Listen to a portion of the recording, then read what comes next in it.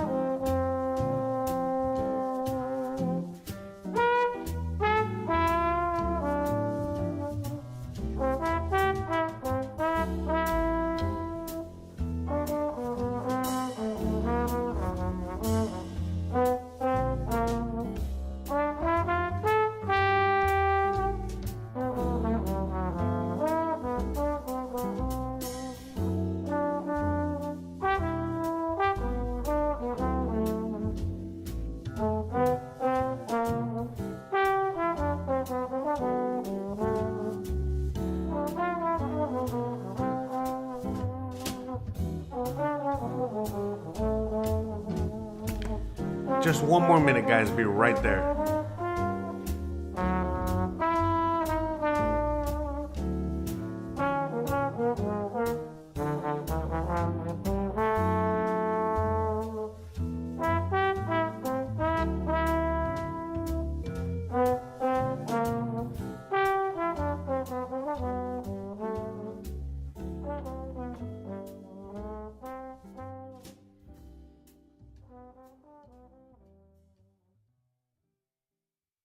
Hey, how's it going, guys? Sorry. Hey guys, how's it going? Sorry, just dealing with a few little technical difficulties before we get started. I completely forgot that in order for me to stream on this channel, I had to do a bunch of other things in order to get this stream ready. But hey, we're here and I'm actually on time. Who knew? So anyways, shout out to all of you guys. Welcome to another show. Well, you guys already know I do a lot of live streams all over the place, but I don't really do too many live streams when it comes to this channel, and I'm going to see if I can change that. Before I used to do live streams, again on this channel on a more, I used to do a live streams on this channel, but basically it was with Christian. So this is the third live stream. The first two I ever did were with Christian, and it was just, me and her talking, answering questions and all this other stuff. But the reason I really don't do live streams anymore, because I was always thinking to having her around, but then I realized, oh, wait a minute, like the channel's basically 95% me talking about all this other crap anyway. So, right, man, I might as well just, roll with the punches and just go get, be live and just be here for you guys. And she's around. In fact, as you guys can see, she's in the chat. She's watching on Facebook. I'm actually live streaming on Facebook and on YouTube. On the other channels, I stream on Twitch, on DLive, on all these other platforms. But for the purposes of what we're doing here, I figured Facebook would be a good spot, and YouTube, because again, my other content I necessarily can't, it's kind of censored on Facebook and other channels, you know what I mean? So, that's why I got to do what I got to do. But regardless, we're here, we're live, and we're going to just go straight into it. You know what I mean? You guys already know what this channel's about. You guys already know what I'm about. You guys already know a lot of these things. And you guys have a lot of questions. And I try to answer them as much as I can by making the videos that I make and doing the things that I do. But sometimes it's just too much. You know what I mean? Meaning like you guys have too many questions, and I can't, make a full video on each question. And it's a lot easier for me if I were to start doing these on a regular basis. Maybe I'm still debating as to how many live streams I'm gonna do per month, but minimum, I want to do at least one of these per month. And just have an open question and answer session, you know what I mean? So that you guys can all chat. And by the way, guys, I don't know if you guys have noticed, if you guys have been watching a little bit, I have a few extra trolls on this channel now for whatever reason. I think it was because of the last video that I made talking about other YouTubers, which again, I don't know, I didn't insult anybody or nothing, but that was just enough to get people upset. And there's been a bunch of trolls out there. So if you do see me getting rid of somebody in the chat or whatever, it's just one of the many trolls that just keep showing up. It's basically, I think it's the same guy, but it is what it is. Bruh. But at the end of the day, you know what I mean, I'm just trying to keep this on focus on the subjects that we're talking about and all this other stuff, because I don't mind the trolls on the other channels because I like to have fun with all that, but not on this channel. On this channel, people want information. We're here for a certain purpose, and I'm not here to play with the trolls. I play with the trolls on the other channels. But yeah, look, again, one of the questions, or one of the things that troll just put in the thing before I got rid of him, because I already know what they're doing. They were basically saying about, the marijuana stuff, you know what I mean? And all that other stuff. But we're going to be talking about that in another, in another capacity a little later on. But just talking about the legality of all that, saying how it's illegal and legal. We're not going to be debating or talking about that at the moment. But yeah, you know what I mean? Because again, the YouTubes and the Facebooks and all this other stuff, you know what I mean? They're always, looking into all that stuff. So who cares? All right, let's move on. All right, so let's just start talking about things that you guys actually care about, you know what I mean? So let's just move into that straight up and have some fun, you know what I mean? So, all right, let me just look, hold on, because I got like so many things popping up all over the place. I forgot I never streamed from this channel. So you guys, yeah, so today is the first video of many, the first live stream of many on this channel. Eventually, once I get back on my feet, doing live streams, from this situation over here, it'll be a lot easier, but it's just a lot harder. All right, you guys don't care about that. All right, let's just go all the way to the top and start answering questions. No questions yet. Okay, first question, I think I saw it earlier. Okay, Adrian asks, will we see street food and merchandise vendors come back to Merida? Yeah, no, we're already seeing them. The thing is that, as it pertains to that kind of stuff, basically what's going on is that the people, hold on, let me just double check real quick here. I want to make sure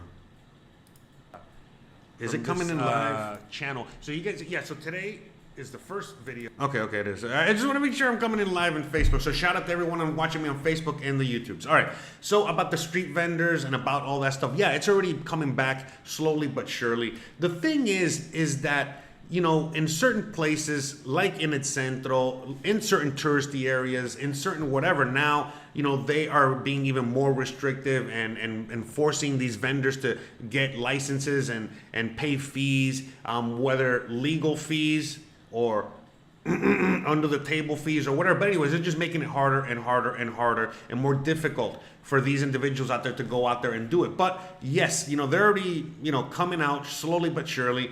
You can go out to Paseo Montejo at night and you'll see the vendors. You can see some of the vendors coming back like on a Sunday to El Centro, and you're starting to see it slowly but surely. But you got to remember that, we've already talked about this many times on this channel, in which what actually happens on this channel, what happens in this state is that, a lot of people are very pro all the protocols, all the rules, all the regulations, all the stuff that has to do with the virus, all right? So, the reason it's not going any faster is because the people don't want it to go as fast. The people are actually enjoying the slow pace again. In fact, that was an observation that I made not too long ago by myself. I realized, oh, wait a minute. I remember when I first moved here, the main concern, I guess, the main complaint that a lot of the locals had, towards all the people that were coming over here is that it was too many people making too much noise, creating too much traffic, too much this, too much that, all that stuff. And so all of a sudden, as soon as the virus thing hit, all of a sudden, no more traffic, no more noise, no more people, and all of a sudden, like, oh, wait a minute, all the things that we've been asking for, guess what? We got them. So I think that's why a lot of people that are locals here, and you see, this area in particular, remaining in orange, remaining with high restrictions, remaining with the curfew, remaining with all of these things, and making it very difficult for anyone to come out here and have some fun. In fact, they're making this place extra boring. Now, that's not necessarily a bad thing. Like, some people like boring and safe and chill and relax. And that's why a lot of people are coming out here, because they enjoy that. So it's kind of like, Like, they're not necessarily keeping the people out. They're just keeping certain people out. The ones that are bringing the noise, the ones that are bringing the parties, the ones that are bringing the, all that other stuff. They're just want to, reiterate to the rest of the world, this is a sleepy little, boring little town, and we want to keep it like this as long as possible. Now, it's not going to stay like this forever. As you guys already know, this is a very vibrant city, a lot of culture, a lot of events that used to go on every night, every day, so many things going on every day, and they cannot stop that forever. So eventually, we're going to get back to all that real soon. So, it's just going to take time. So, again, they're slowly coming back, but it's going to take a while. So let's start going through next question. Blueberry says, I want to know the lockdown situation in Merida or Mexico. Well, again, I've already talked about that in other videos, but basically the lockdown situation right now is that there's no lockdown. It's just a curfew. There's a giant curfew all over the state, and basically you cannot be in a car from 5 in the morning. From 11:30 at night to 5 in the morning. Okay, so the curfew starts at 11:30 at night all the way to 5 in the morning, and you cannot be in a car. Now, it doesn't mean you can't be out. It doesn't mean you can't be doing things. And it's funny because, again, even though they're keeping that curfew in place, now they're doing so many other things like, okay, we're going to allow restaurants to open later. We're going to allow this to happen. We're going to allow that to happen. And yet, yeah, sorry, Gizmo has something to say about all that. But at the end of the day, what's going on is just it's like a huge confusion thing. And so this is really like affecting the poor and affecting the lower middle class, affecting the working class, affecting those people, because they're the ones that are getting in trouble, getting fines, getting harassed by the police and all this other stuff. While basically, if you're rich, if you are a tourist, if you're an expat, if you're any other, you don't even get touched, you don't even get looked at, and they don't even care. In fact, they're doing it, they're doing everything humanly possible to still allow people to come into the city and bring money and spend money, but also also keeping it so that the people that are living here and working here, mostly the locals, they are even more restricted than before. So it's just weird. They're closing the beaches, so basically it's the middle of the summer. Just so you can get an idea. It's the middle of the summer, and you go to the beaches, and the beaches are closed. But if you rent a beach house, the beach is open. So again, it's like if you can afford to rent the beach house, then no problem. You can go to the beach and do whatever, do all this things. If you can afford to pay for a resort, no problem. The beach is open and shit like that. But if you're just a regular poor schlub that just wants to go to the beach, no, you're not allowed. You're too poor. So, and I can go on and on. I've already talked about this several times, and it's the same old. It's not going to change anytime soon, but for most people that are listening out there right now, you guys are, it doesn't really matter. Like I said, me and Christian, we don't go to clubs. We don't go out drinking at 3 in the morning. We don't do all these things. we do sometimes stay out late and go and do all these other things, but it doesn't really bother us. We still go and hang out with friends until 3 in the morning, and then we just bike our way home or walk home, and it's fine. You know what I mean? Like, it's not that we don't have a car, we don't drive, we don't whatever. The only thing that it sucks is that when a friend of ours is having a party in a really far part of town, and we really can't bike or walk, and then we just got to sleep over and make the party even longer and party even harder. So it's not necessarily a bad thing. You know what I mean? So that's kind of that. That's what's going on with that. So yeah, I mean, it is what it is. Nothing you can do there. So yeah, see, like, as you can see here, this is like one of the things, like, MJ is not legal in Mexico. Still, see, people still get arrested. Yeah, again, this only affects the poor and only affects whatever. There's tons of people out there that still get affected by this. You know what I mean? But again, yes and no. You know what I mean? Not really. You know what I mean? Like, it's up. If you're really, really poor, the police, can and will harass you, just like in the U.S., just like in other countries out there. But if you got money, you got resources, you got all that shit, you're good to go. You ain't got no problem. So, and the law is the law, and the Constitution is the Constitution, and as it pertains to all that, it's all legal now. So, you don't have to believe me. Go look it up yourself, wherever you are out there, if you care about that stuff. All right. So, let's again, that's everybody saying hi to everybody out there. Hi. Man, 50 people watching. Shout out to all of you. 50 people on YouTube and a bunch of other people watching on Facebook. Shout out to all of you guys. Ruben is asking me. Hello from Motul. Hello, Herman. How's it going, brother? How's everybody doing out there? Shout out to everyone. Thank you so much. So Ruben says, crypto adoption update.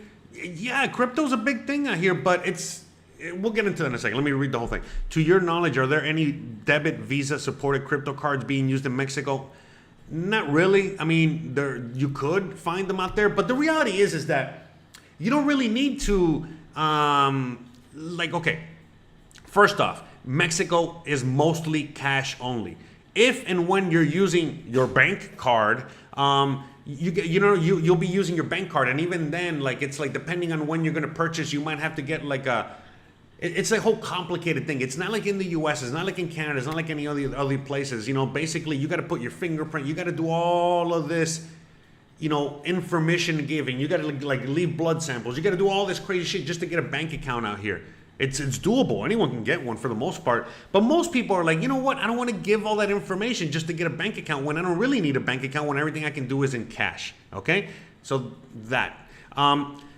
Right now, when it comes to crypto and Bitcoin, again, most people necessarily don't have a need for it because they're in a good cash system only, and then, people are, in the few cases in which they want to, use electronic stuff, they'll go and they'll just use the banking system.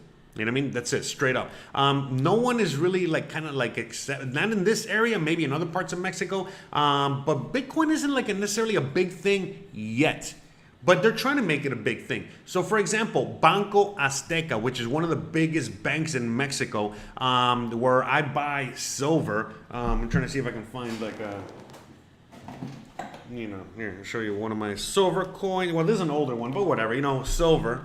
All right, you can get silver at the bank, and you don't need to share any kind of information. You just basically give cash, they give you silver. Anyways, at that bank, Banco Azteca, they are now saying that they want to start selling Bitcoin, and they want to do all that. So, and we're seeing other entities around Mexico talking about that, that they want to bring crypto and all this other stuff here. So to me, again, I don't want to get too deep into that because I know that's not what this channel is about, and most people don't want to hear that. Those people really don't want to hear about that shit on this channel. But all I'm saying is that they're making strides, and all around the world, Mexico included, there's a lot of people that are not on the grid. There's a lot of people that are not in the banking system, and the banking system wants these people in the banking system. So, now the banks are competing with crypto to see who's going to get the people on the grid. And then, depending on the direction the people go, will depend on the direction that it's going to go in the country. But at the end of the day, I think that most people will eventually go down the crypto path as long as they keep building the infrastructure for that, because it's all about taxes. If you go through the bank, and you go through those electronic, Visa, MasterCard, whatever, the taxes are going to eat you alive. But if you go through cryptocurrency, again, the whole taxes thing kind of goes out the window, same as cash. So, it's a whole conversation. It's a whole fucking thing. I mean, I don't think most people want to hear about that, so that's why I'm not going to get too deep into it. Maybe later on I'll talk a little bit more. But I see that we're making strides in that direction, in a good way. And again, you know what I mean? Like, I'm a big crypto guy. Again, I'm wearing Bitcoin orange, right? Hold on. I need a Bruh. For that one. All right, let me see. Let's go on the comments, okay? I don't want to, skip too much on that one, but it's just that I'm going to go on a tangent. I'm going to talk about that shit for an hour and a half. So let me just skip forward. But all I can say is that things are good. And so, for example, there's one last thing I wanted to say. You can readily right now easily buy Bitcoin and sell Bitcoin with the Bitso app. In fact, let me just put it on screen real quick so you guys at least know what I'm talking about.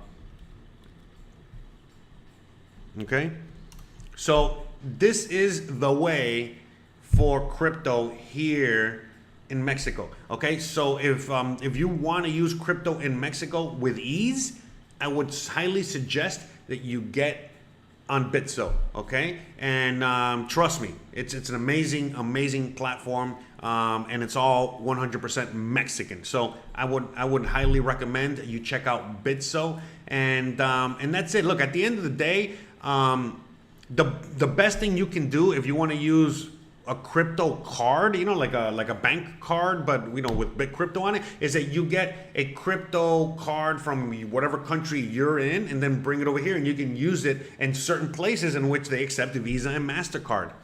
Like your BitPay card or whatever card. So that's the way. But like when it comes to the crypto thing here, they're trying to keep it the way it's supposed to be your own bank and not be into the banking system. Okay, but anyways, I digress. Next, let's get into the other. All right, let's All right, sorry, which happens to be in the Yucatan. Something a little in the background there. Okay, next questions. Cyril says, love the trolls on some channels. You see the people in the chat just attack and drive them off before the host gets a chance. Oh, yeah, I know, but that's the thing. Normally, I don't mind that. I enjoy the trolls. I have fun with the trolls. But right now, I'm just trying to avoid that. He might show up again later in a little while. It doesn't take that long to create an account and start trolling again. I really don't care. But, I'm just, just trying to make it difficult on him as well. It's a lot easier to just ban, like whatever, then I'm just not in the mood right now. Anyways, all right, next question. With Merida growing expat community, are you worried about costs going too high? Look, costs are going high all over the world.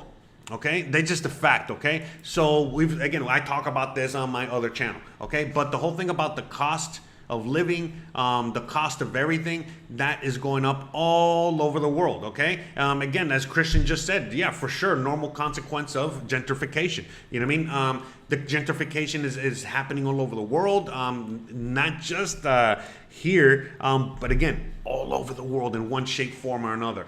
So, the costs are going up, but they're incremental, very tiny to people like you and me, aka the expats, as opposed to the locals. The locals, they're seeing their fucking prices skyrocket, just like you're seeing your prices skyrocket in your country or wherever you're coming from. So yes, eventually things are going to skyrocket here, but in a different form. You know what I mean? Like they're going to, go up in price, but again, it's just only because of the hyperinflation that's happening all over the world. How is that going to affect you? If you're in dollars or euros or whatever, and your currency fails, and you're out here and you rely on the euro, the dollar, the whatever, then you're probably going to be fucked. You know what I mean? Whatever. I was trying to censor myself there. I can't. So, in fact, yeah, I should have. If you rely on the dollar, the euro, the whatever, and all these things fall, or one of these currency falls, the ones that you're using, and you're living out here, then you're probably going to be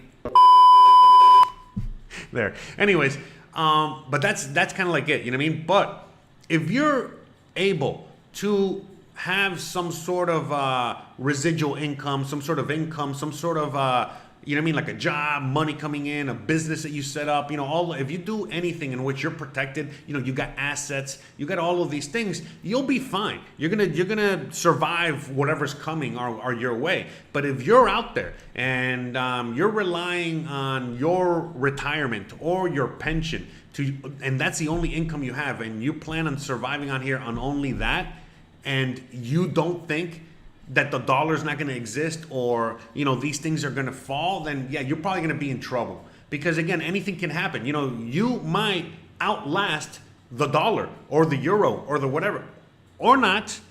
And if you don't outlast your currency that you rely on, then you're probably going to be in trouble.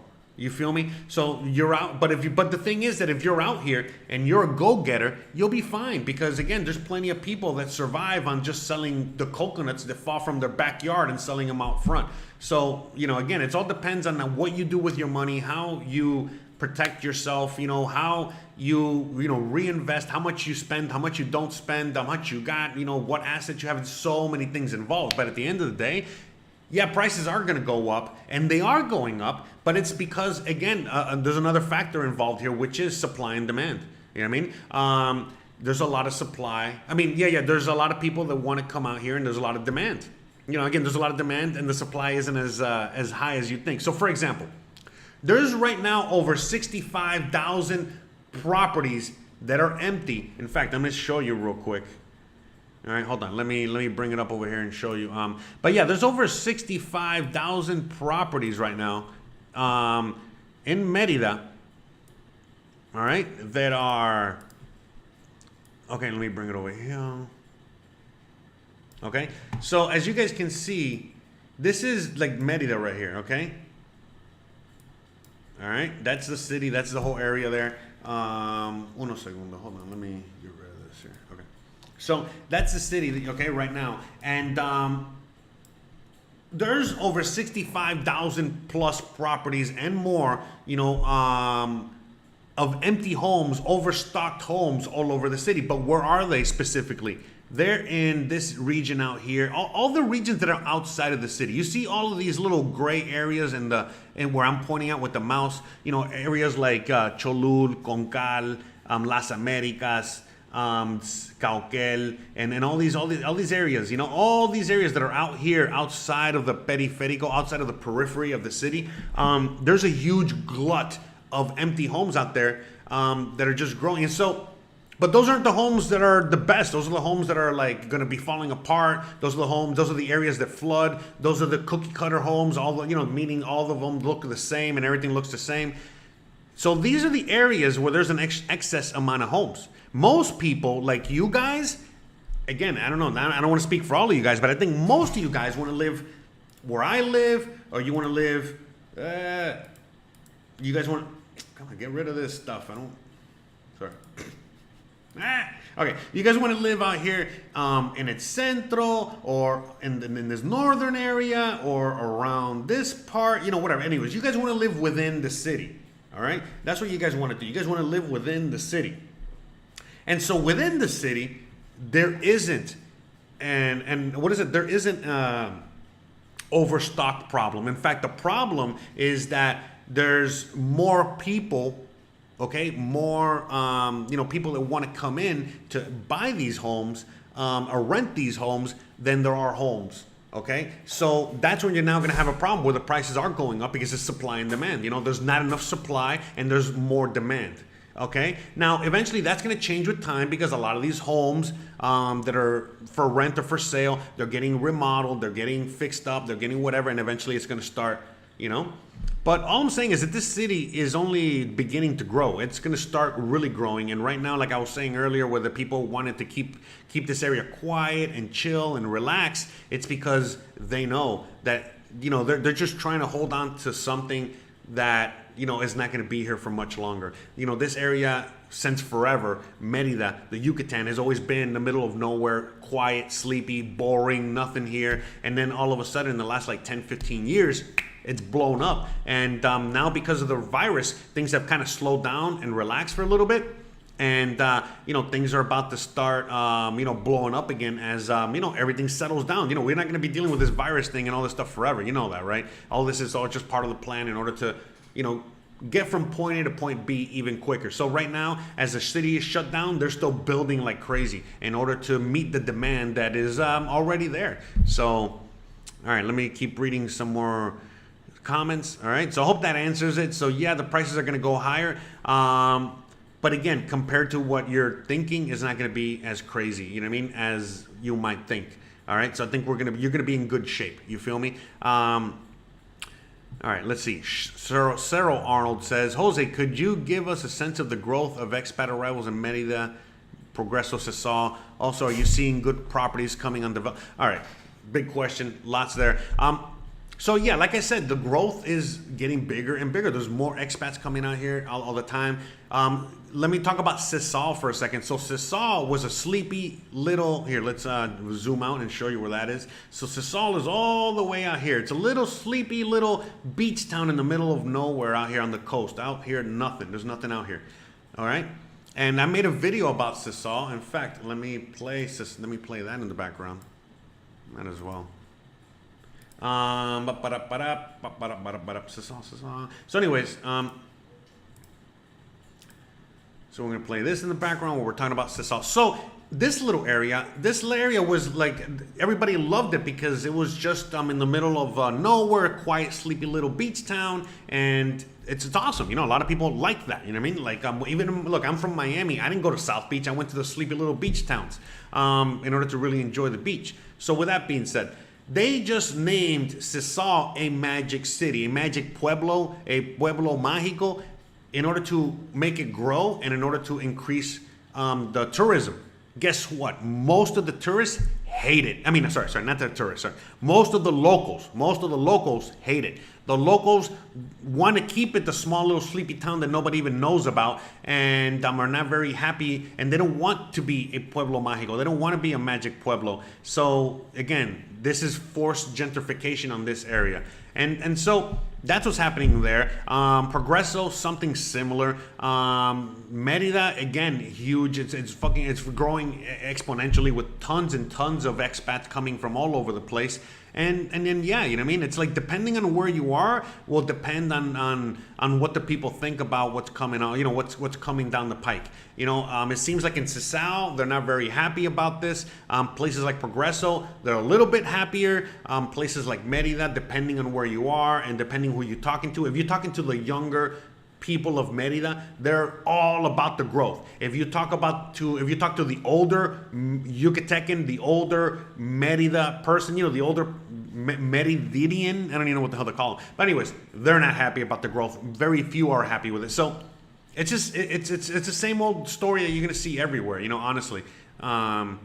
So, and again, I know a lot of people are asking me these questions because they're thinking to themselves, oh, I wonder what the people are going to think, when I show up. Look, man, again, it doesn't matter where the hell you go. You know what I mean? It's going to be something very, very similar. It's just, that's it. You know what I mean? Depending on the culture and depending on the people would be depending on many things as to how they accept you or not. And money talks, and kindness also talks, and all these other things. If you're an elitist, pompous, foreigner coming out here demanding things from the people, they're probably not going to like you very much and probably treat you like shit. But if you're out here and you're very nice, you're kind, you're giving, you help the community, you help, you're helping enhance their lives, they're going to love you.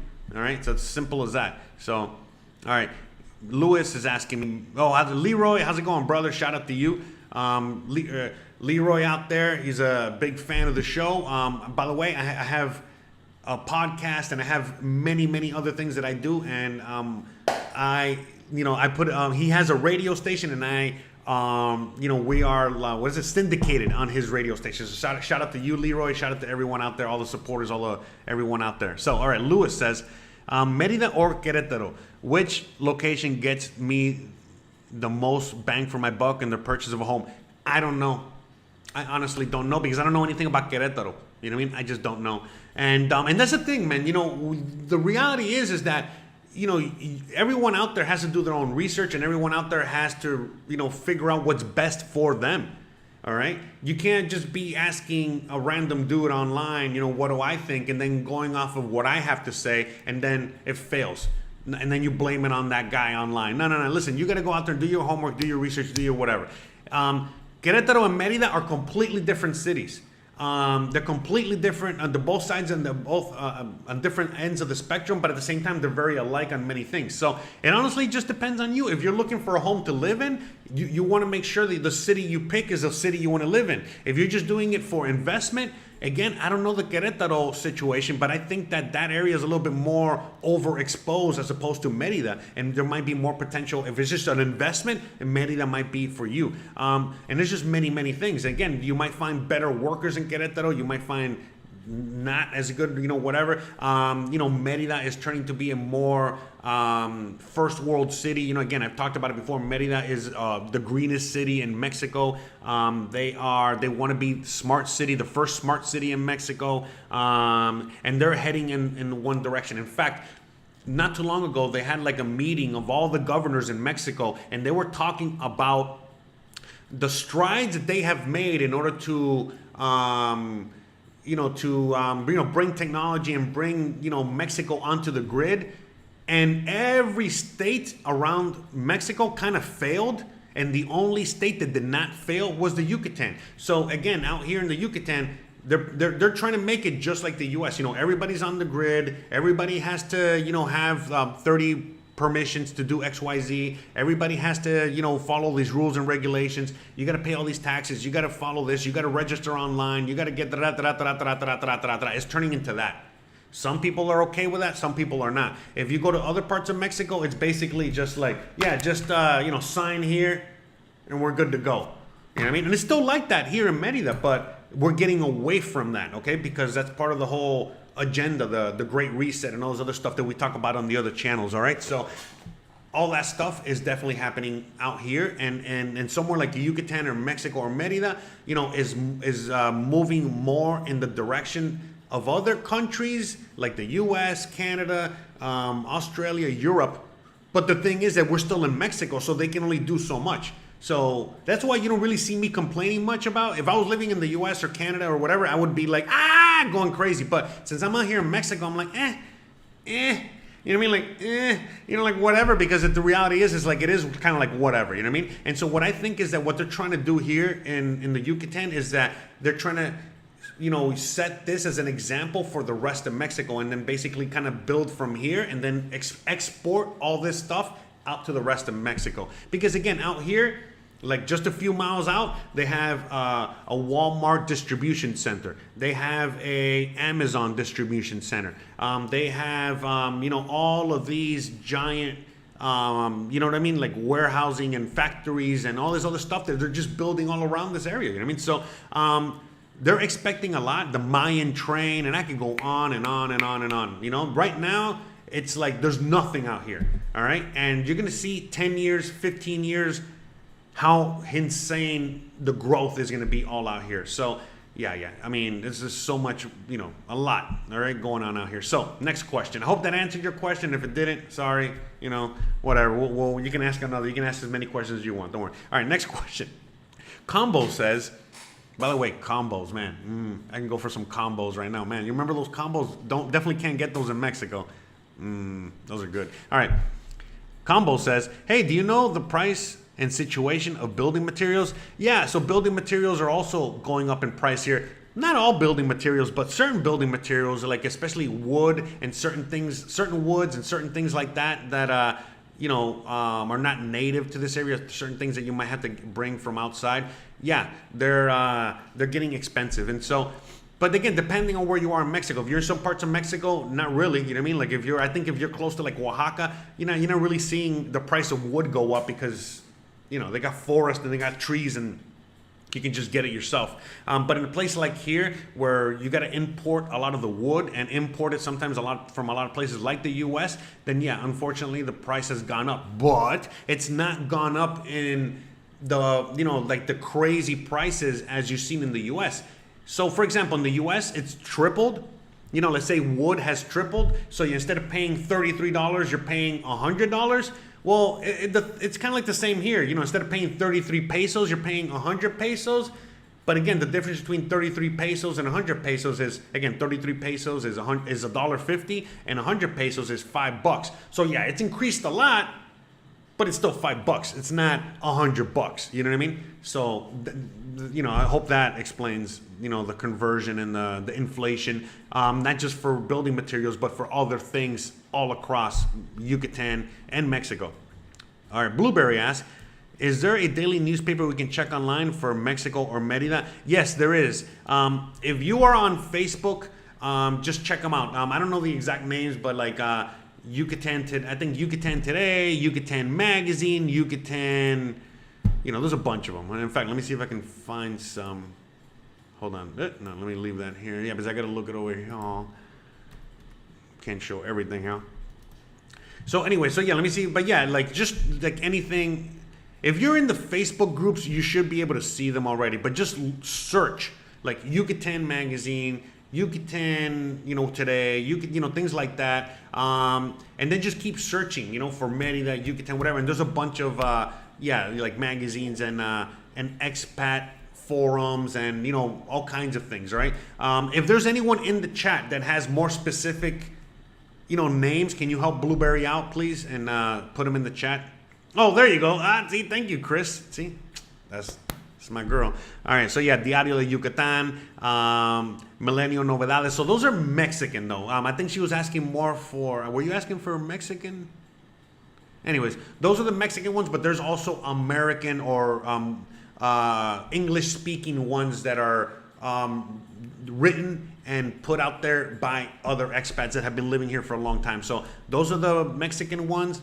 And there's even more, and then there are the Yucatecan ones, you know what I mean? I mean, the ones that are done by expats, okay? So, all right, next question.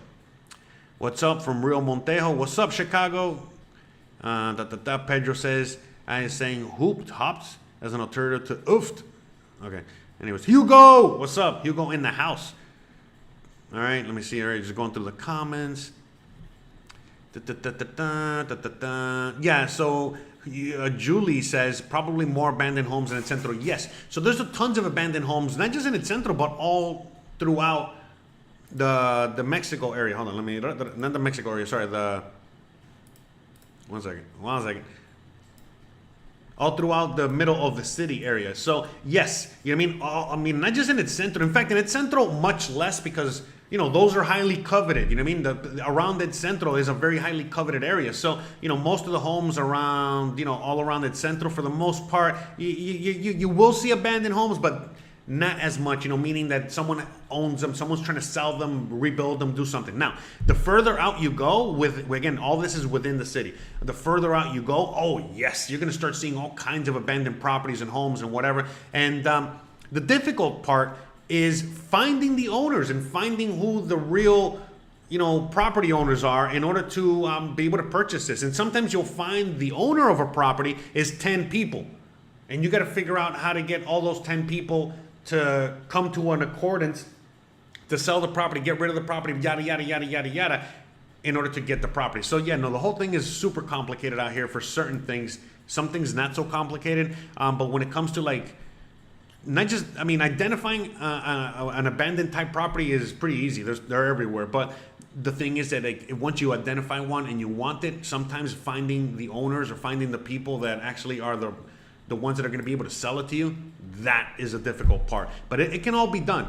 Everything can be done. But sometimes it takes money, and a lot of times it just takes a lot of time because it's locating these people, you know? And then if you can't locate them, then that's another story. You know, they're dead or whatever, so then you can move on. But it's yeah, it's not that easy. But it's definitely something to look into if you're someone that's looking into investments, because man, there's tons of properties out here that are dirt cheap. And the reason that they're so cheap is because, again, there's no owner, there's no nothing, there's no whatever. So you got to put in all this work just to acquire that property.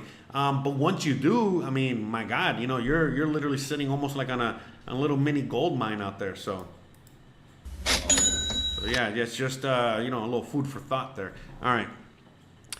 Yeah, and by the way, I appreciate, you know, you guys hanging in with me today. I know I'm a little bit all over the place. It's just, you know, again, I know I do a lot of live streams, but sometimes when just talking about a certain subject or certain things, you know, it's a little bit more, never mind. I'm just talking to myself, going with, you know. Anyways, all right, next question. Blueberry says Centro equals good investment for Airbnb if you have the money. But again, the whole thing about having the money, man, it's not what you think. If you go out there and you do your homework and your research, I don't know what everyone's budget is, but there are properties for basically every income level, everything, okay?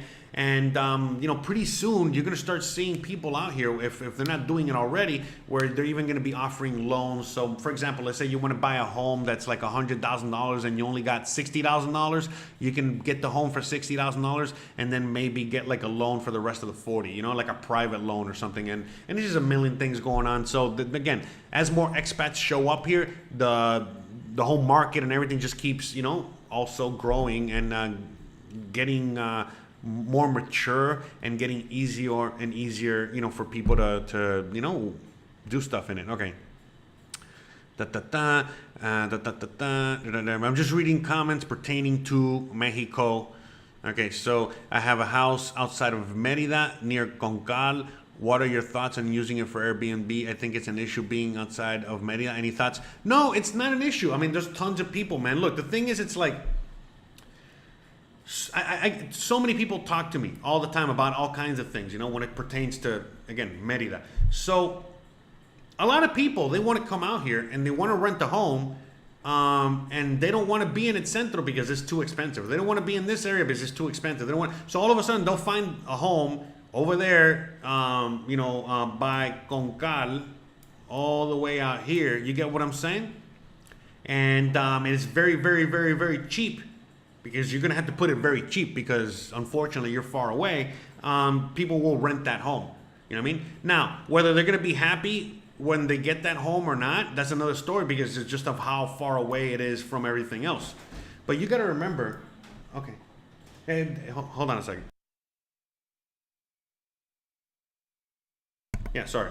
Anyways, so all I'm saying is that it all depends, because look, you got to remember, look where Concal is in comparison. So, some people, they might want to go to the beach, and the beach house might be a little bit too expensive. I mean, again, I don't know, man. Everything's kind of cheap out here no matter what. But anyways, and they would just rather rent in Concal and then just drive out there. Or again, rent in Concal and be halfway between the beach and halfway between cities, the Zócalo at the center of the city, and all this other stuff. So you'd be surprised. Now, obviously, you're not going to get as much traction, as much money, as much, all these things as you would if you're in the center of the city, but you could definitely rent it. And again, I wouldn't just put it on Airbnb. I would literally rent the house out as well, because there's so many people moving out to Merida. Like, you can rent it out to Mexicans. You can rent it out to other immigrants from other countries that are just coming out here to work, and they might work in some factory or some distribution center out here, or they might work in Alta Brisa or whatever, and Concal is actually a cheap alternative for they can live and have a nice little,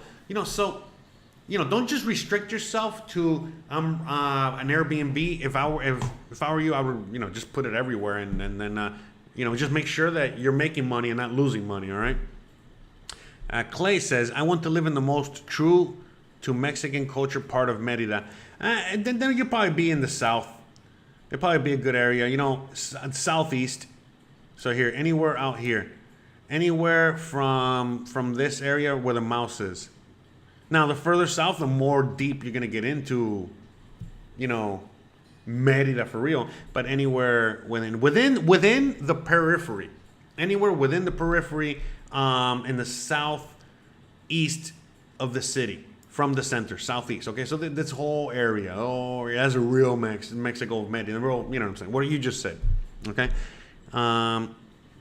Yes, you can. Opie is asking, is like nice looking beach. I want to fish from there. Let's get back to the beach, right? So yes, I mean, plenty of people are fish from the beach out here. You can fish from the beach. That's a major thing that a lot of people do. So. Let me see. Clay says, yeah, we know about the podcast last night. Was too funny. Oh, awesome. Thank you, guys. Thank you for all the podcast listeners out there. Not financial advice. Thank you so much for the $2 super chat. And I'm glad you brought that up. By the way, I didn't even know I could get super chats. Anyways, thank you. I swear to God. By the way, I gotta fix the whole. I'm gonna answer that question in a second, and I got an awesome solution. Okay. But yeah, real quick. So I just want to talk to that about that real quick. When it comes to what was I talking about? Oh yeah. So yeah, I completely forgot about the super chats and the monetization on this channel. So one thing I wanted to add to that was that you can become members, and you can become, you can have also like little stickers and little things and little add-ons to the channel that you can purchase and you can be a part of when whatever. Anyway, so let me get back on track. Long story short, what I plan on doing is, like I said, I plan on doing live streams from this channel at the very minimum, at least once a month, maybe 2 times a month, maybe once a week. I don't know. And if I do multiple live streams and I'm here on a regular basis, then, the memberships and all those little emojis and stickers and all those things that you can purchase, they'll become more relevant because, well, you know what I mean? You'll be able to use it on a more regular basis. So just wanted to shout that out. Again, I completely forgot, you know what I mean? Like, I knew I forgot something. I forgot to set up that whole membership sticker thing before I went live today. So now to answer your question, the best way to deal with mosquitoes, I'm going to show you right now. Hold on. Let me get it for you. Give me 1 second. Where did I put it? Oh, there it is. Okay. Is this right here. This is the best thing. All right? Look at my sexy ass on the beach. Get the fuck out of here. Anyways, all right. Real quick. Here, I'm going to just go full screen real quick. Okay, so this right here. Now, there's multiple versions of this, okay? But basically, it's something like this. Okay?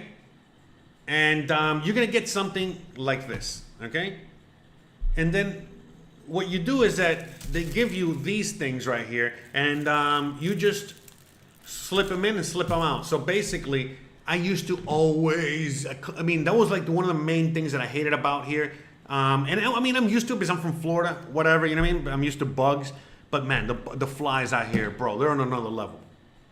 And basically, no matter what you do, it's almost impossible to get rid of them.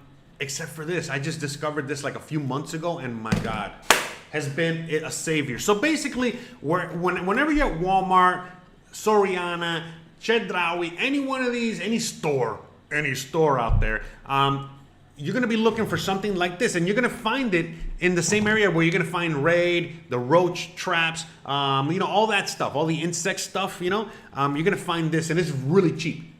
Really cheap, okay? And basically, it's this thing again. You get this, all right? And then with this, you put in the tablets, all right? Like that. I'll show you. It's so easy, man. And it's like, I don't even need to show you. You guys can figure it out on your own, but might as well give you the fucking tutorial, right? So, you see? This thing just slips out, all right? Anyways, you get it. You get the idea. The thing slips out, and then you just stick one of these things in, okay? That's it. So what this is like citronella or something. And anyways, it works. It works. And like if I'm getting a lot of flies right now, I would just put it right here next to me. I have like a plug, and they're gone in like 3 minutes. If I know the bugs are coming, let's say it rained or let's say whatever, I'll just put this already. I'll have it ready, and as soon as I feel the first bug bite, I'll plug it in, and that's it. No more flies, no more bugs. Now, sometimes there's still going to be an extra bug or two, and then you get that racket. Do I have it here? No, I think Christian has it out there. But anyways, you get the racket, the one that I use a lot, and then you go bzz, bzz, and you kill them, But I'm telling you, man, this thing right here, this is the best. The best. And they have different brands, different whatever. So there's different versions of these little things. But I would highly, highly, highly recommend it. And also mosquito nets, mosquito screens. So that's what I mean, mosquito nets and screens. But, at the end of the day, sometimes these mosquitoes out here are so tiny they get through those nets anyway. And that's why I'm telling you this right here. And as far as I know, I think citronella is not like a bad chemical. So, yeah, they work. They work, trust me. So I would, and especially at night, sometimes at night, you're sleeping, you start getting bitten by bugs. Just plug this in, pass out, you're good to go. Hope that helps. Blueberry says, do filters not work? I noticed everyone buying bottled water. Filters?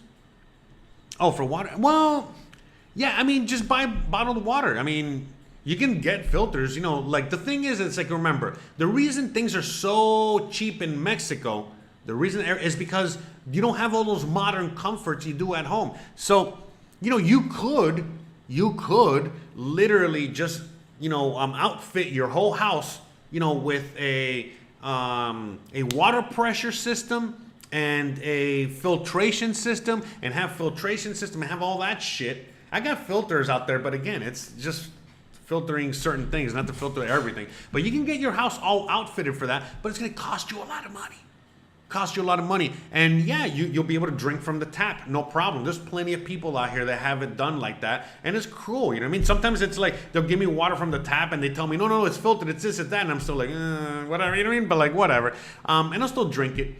But the thing is that, you know, the reason I don't drink water from the tap here, it's the same reason I don't drink water from the tap in the US, or I don't drink water from the tap anywhere, because I don't trust the pipes, you know, that are bringing it to me from the water filtration system all the way to my house. I don't trust all that. So basically that's it. And then the water here in this area is just hard water. So it just has a lot of minerals and stuff like that. So it can start building mineral and calcium deposits into your body. You don't want that. You don't want kidney stones or anything like that. So again, that's why everyone drinks bottled water. You know, they just buy the gallon jugs, and every home has a system so that you can use that water. And another question people ask me is like, do you cook with the bottled water, or do I cook with the water from the sink? And I go, I cook, I drink, I do everything from bottled water. The only thing I use the water from the city from, you know, the well water from, whatever, is to take a shower, to water my plants, to do a bunch of other things. You get what I'm saying? And it's safe to drink, but it's just like, I wouldn't want to drink it because too much of that is bad, you know what I mean? For many reasons. In this area, because of the hard water. In other areas, again, you know what I mean? Because of the piping and the same problem we have all over the world. So, you know, again, drinking filtered water should be something that should be done no matter where the hell you are. And the alternative is to also get, you know, filtration system in your home. But again, that's going to cost a lot of money. As opposed to the water bottles, I don't got to worry about the water bottles. Every Wednesday, all right, at 9 in the morning, I got my water guy come to my house, okay, and he brings me my water. He literally brings my water jugs all the way inside into my water area. And I pay him for the water jugs, and I give him like 5 pesos, 10 pesos, you know, for him bringing me the water every Wednesday or Saturday or whenever the hell he shows up. It's usually Wednesday, Saturday, you know? And that's it, you know? So it's not really a big deal, you know? So there's plenty of people that, you know, they go out and they get the water themselves. So, and the water that is brought to me costs me 33 cents or 35 cents, I don't know, per bottle, per jug, per 5 liter, whatever, I don't know, humongous 25-gallon jug. It's $1.50. I mean, that's nothing. It's cheap. But you know, you can go out there, you know, you can get your empty bottle or your empty jug. All right. In fact, let me get to you. Hold on. Let me, because I know what you guys, not everybody knows what I'm talking about. 1 second.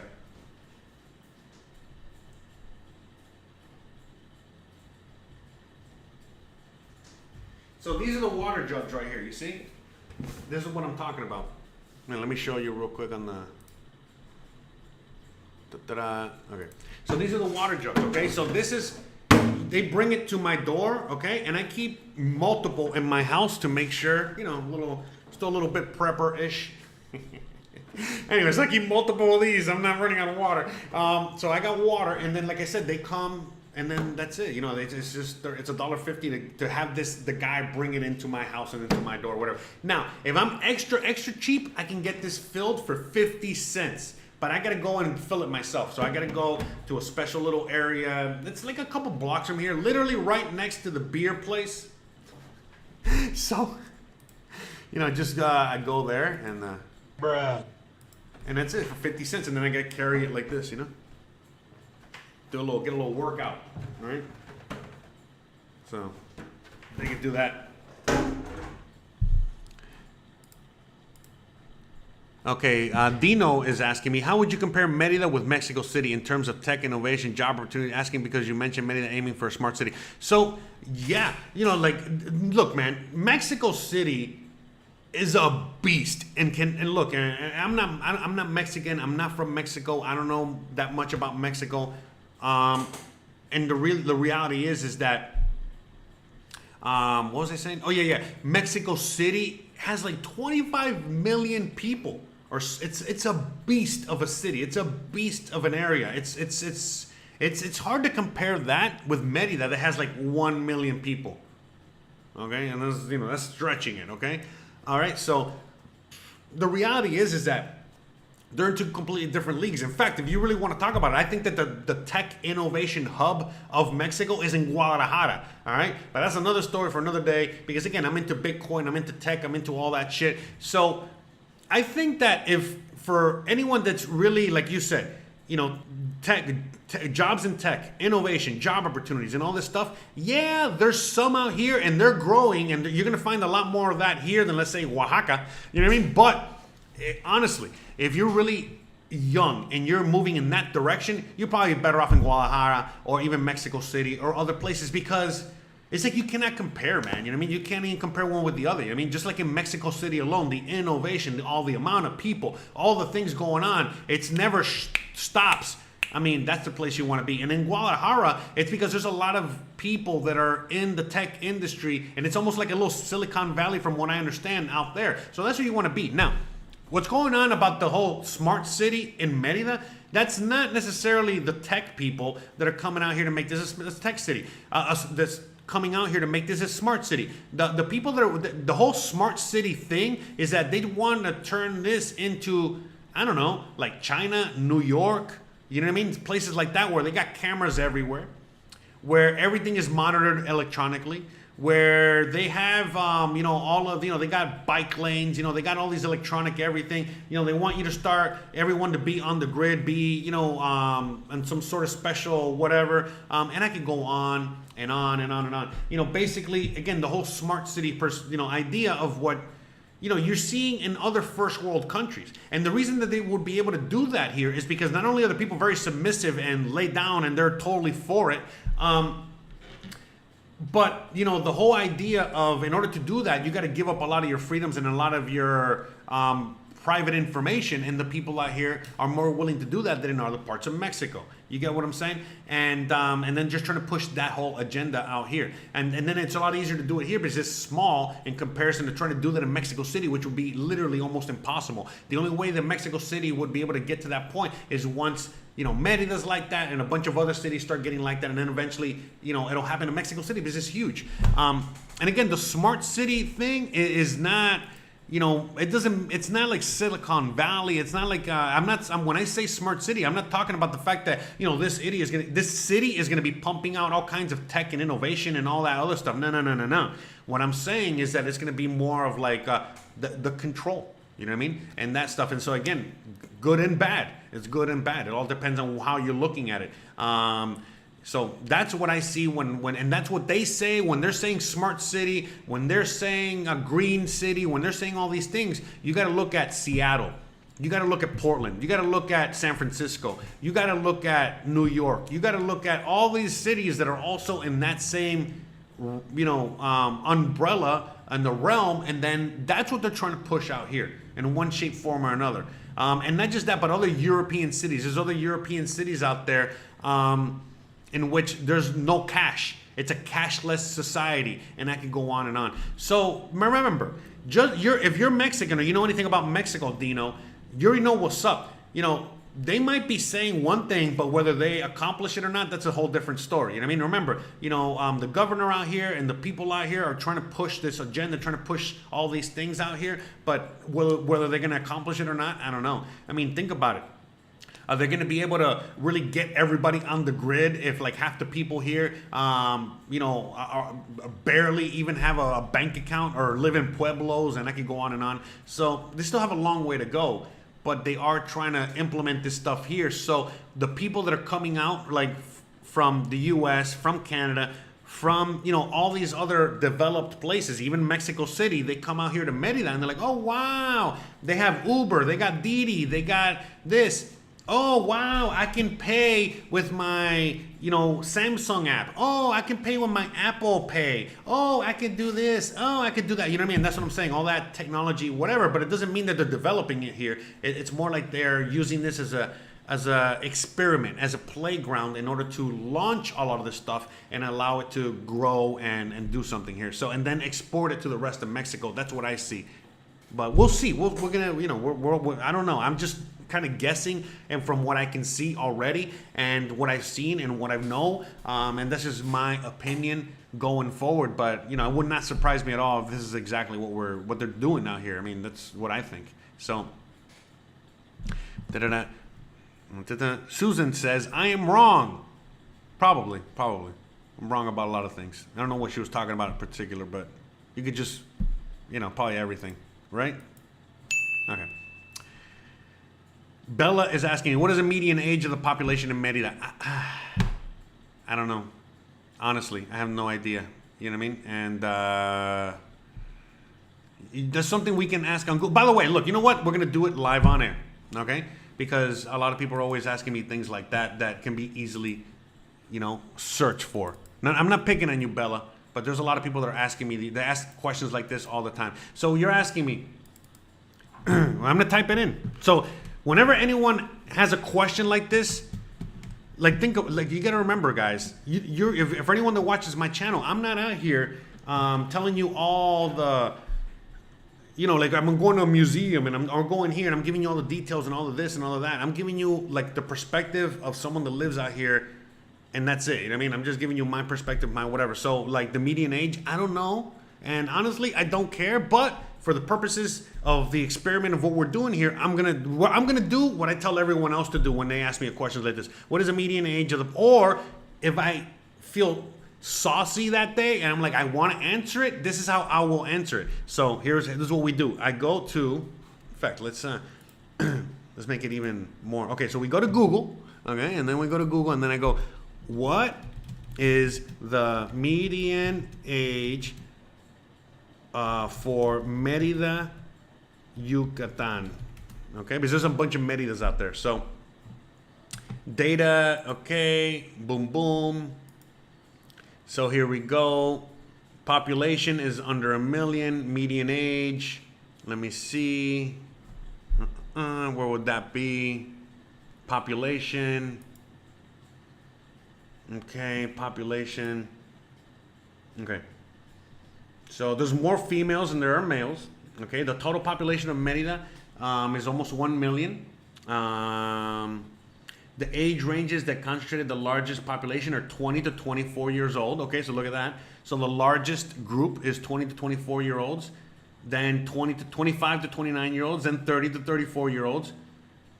So look, it's a very young city. So look at that. So basically, there's a lot of 20 to 34 year olds out here. Interesting. In the case of Afro-descendant population, references made to the population that recognizes Afro. Okay, whatever. But anyways, so this is, I guess, the median age. Okay, so yeah, look at this. Okay, so as you guys can see from that chart, all the way at the bottom is the youngest. Okay, so 0 to 4. 5 to 9. Okay, so these are all the youngest. So basically, the largest group is, I want to say, most of the population is under 40. 40 and under. So basically, my age, younger. All right, and so this is a very young city, as you guys can see here. All right. So, all right. Hope that answered your question. And for anyone out there that has similar questions like that, what is the annual rainfall of Merida on, blah, blah, you could just Google it, okay? And trust me, it's going to give you a million times better answer than whatever the hell I'm going to give you, okay? Just so you guys can, so anyways, all right, you guys can do more research on that on your own. Next question. Are there any other notable cities in the state of the Yucatan? Yes, there are. Let's look at those real quick. So we got the Yucatan here, all right, as you guys can see, all right. So the state of the Yucatan is this area right here. This is the state of Quintana Roo. This is where Cancun is. So this is another state. Cancun is another state. And Campeche is the other state. So basically, it's this area right here. Let's just focus in on it. By the way, I didn't mean to pick on you, Bella. I love you. Hope everything's all right. I don't know who the hell you are. I think I've seen you a few times out there. But regardless, just for anyone out there. Anyways, okay. So Valladolid, okay, and is the other next big city. But again, Valladolid is tiny, in comparison to most of the areas around Mexico. So the other big city is Valladolid, Progreso. I think that's it, man. I don't know, Tizimin maybe, but I don't know this area here. I don't know how many people live here. Let's see what Google says. But yeah, it doesn't look that big either. But Valladolid, what else? Izamal, this is the yellow city. But it's not Motul. Shout out to Motul out there. I think Herman, right? Herman is out in Motul. Maybe you can help me answer that question. Herman, since you're more Yucatecan. But I mean, that's it. I mean, it's really, again, the Yucatan is in the middle of nowhere, man. That's where we are, which is good and bad. You know what I mean? Basically, again, where it's like, it's all jungle. It's all like, full of cenotes. It's like a giant ecological preserve. That's what the Yucatan is. All right, next question. Wife is gonna, okay, careful with those burner phones, Opie. Hugo speaks true. What did Hugo say, by the way? By the way, shout out to Hugo. What did Hugo say? I thought he just said hi. Oh, Hugo says, I'll live anywhere near tacos. Fuck yeah. All right, great one. All right, let me see. So Hiranadam says, Hugo speaks true. I'm going to be looking for houses like Taco Nuestro que está en mi cuerpo, santificado que sea tu nombre. Venga en mí en tu reino. Amen. Hey, right. That's right. That's right. You got to stay close to those tacos. All right. By the way, and so that's another thing too. The food out here in Merida and the Yucatan is pretty good. It's all right, but trust me, it's not the best. You know what I mean? The best Mexican food is basically other parts of Mexico. The Yucatan is amazing for a million things, and they have amazing food. But don't get it twisted, man. You know what I mean? Like, there's a lot of other places out there with a lot more awesome food. But the cool thing about Merida is that Merida is becoming it's like a little melting pot. You know what I mean? So basically, real soon, I mean, already you can find food from Oaxaca, food from Mexico City, food from Michoacan, food from basically all kinds of other parts of Mexico out here. And as it grows, you're going to find not just food from other parts of Mexico, but like I keep encouraging you guys, food from other parts of the U.S. and other parts of the world. There's a burger place that I used to go to. I don't know if they're open anymore, but they used to have really good burgers, and they used to sell poutine. Like, what? You know what I mean? Like, Christian was like, what's a poutine?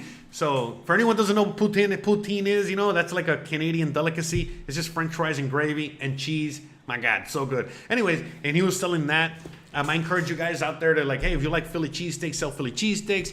Some people making pizza from New York. Then I can go on and on. A lot of Cubans out here, a lot of black people out here. I see Indians out here now, selling, tiki masala and selling all kinds of like real Indian food. And I can go on and on. And remember, the weather out here is very similar to India. And you can grow a lot of the same things, and it's very, very, very similar. So, I can go on and on. This area is going to become a giant melting pot, and right now the food is going to be like, but eventually it's going to be amazing. Because I remember when I was in Miami, and Miami was just growing, the food in Miami was fucking horrible. But eventually now, Miami food, my God, you go there to get some of the best food in the world, from some of the best restaurants, best chefs, best everything, and it's representing the whole, basically almost the whole world. So I think that it might not, it could turn into Miami. I keep saying that because I think that this area has a huge potential to turning into South Florida, Mexico version. But who knows, okay? Who knows? But regardless, the food is getting better here, and tacos included. I went off on a taco tangent there. Jeez, sorry about that. All right. Sounds like privacy to me. Okay. It is the same for illegals as it is in the U.S. Okay, you guys are probably talking about other things I talked about later. Traveler 44444 says, thanks for what you do. I don't think I will live in Merida. I live in Mojave Desert in California. I'm looking forward to a milder climate. Okay, yeah, there you go. So, yeah, that's another thing too. I keep emphasizing. So many people are like, sometimes they'll literally write to me or talk to me and get upset at me because I sold them Merida. I'm like, I'm not selling you anything. I'm just making videos about Merida. You know what I mean? It's like, or they get mad at me because it's like, why do you live in such a hot spot? Because I like the heat. I'm a Cuban from Florida. I was fighting 2 iguanas out there the other day. Most people would be shitting their pants. You know how many iguanas I fought in my lifetime? You know what I mean? I'm from Florida. We do have alligators coming out of the toilet, and we got all kinds of crazy shit. So out here, it's all right. I like it. You know what I mean? Like when it comes to that, it's home. You know what I mean? It's a lot easier for me to live here than in the mountains or the desert. I lived in both of those, and they're cool. But anyways, long story short, what I'm saying is that and as this channel is growing, I am literally talking more about Mexico, and not so much about this area in particular, even though I'm still always going to talk about this area. But simply because a lot of the information that I'm providing is good for anyone, no matter what part you're in, as Traveler 444444. Sorry, I just, fucking with you. Anyways, as he said, shout out to you. Thank you for the $5. Appreciate it. Thank you. But anyways, but just like as he said, you know what I mean? Where he watches the videos out here, and to him, he's realizing, oh, okay, I don't want to live there. Because if you've grown up and lived in the desert, you're going to be miserable. Wet, humid, moist. That's not for everybody, guys. Some people like to be moist, hot, wet, all that shit, you know what I mean? Some people don't, you know what I mean? And so that's the thing. When I was in the desert, I was so hot, so dry, so miserable. But it was pretty cool. I enjoyed living in the desert, and the fact that I got to live out there. In the mountains, it was cool. I couldn't deal with so much cold weather after a while. And I can go on and on. So there's mountains in Mexico. There's amazing beaches. There's desert. There's every single ecological, whatever out there. Every single, what's the word I'm looking for? You know what I'm saying. It's very biodiverse. That's what I meant. So Mexico is very, very, very biodiverse, and you can and should be able to find your dream out here. So, for example, if you're coming from the Mojave Desert, you're probably very, very familiar already with areas like Baja and all these other stuff, right? Where's Mojave? Mojave is up here, right? I think the Mojave is by Joshua. Yeah, exactly.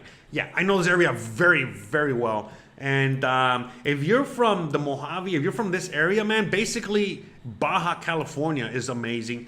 This whole area, Sonora, is amazing.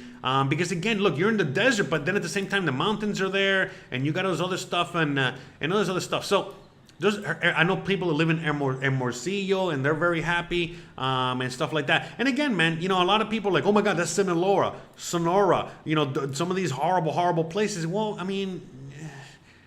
again, there's plenty of people that live in Baltimore in the nice area. There's plenty of people who live in Chicago in the nice area. There's plenty of people who live in all these, Washington, D.C. in the nice area. But you already know that all these places are some of the most dangerous spots in the country. So it's the same spot, The same thing with all this other stuff here, too. So, but yeah, You definitely have a lot to choose from. And the north of Mexico is actually very developed.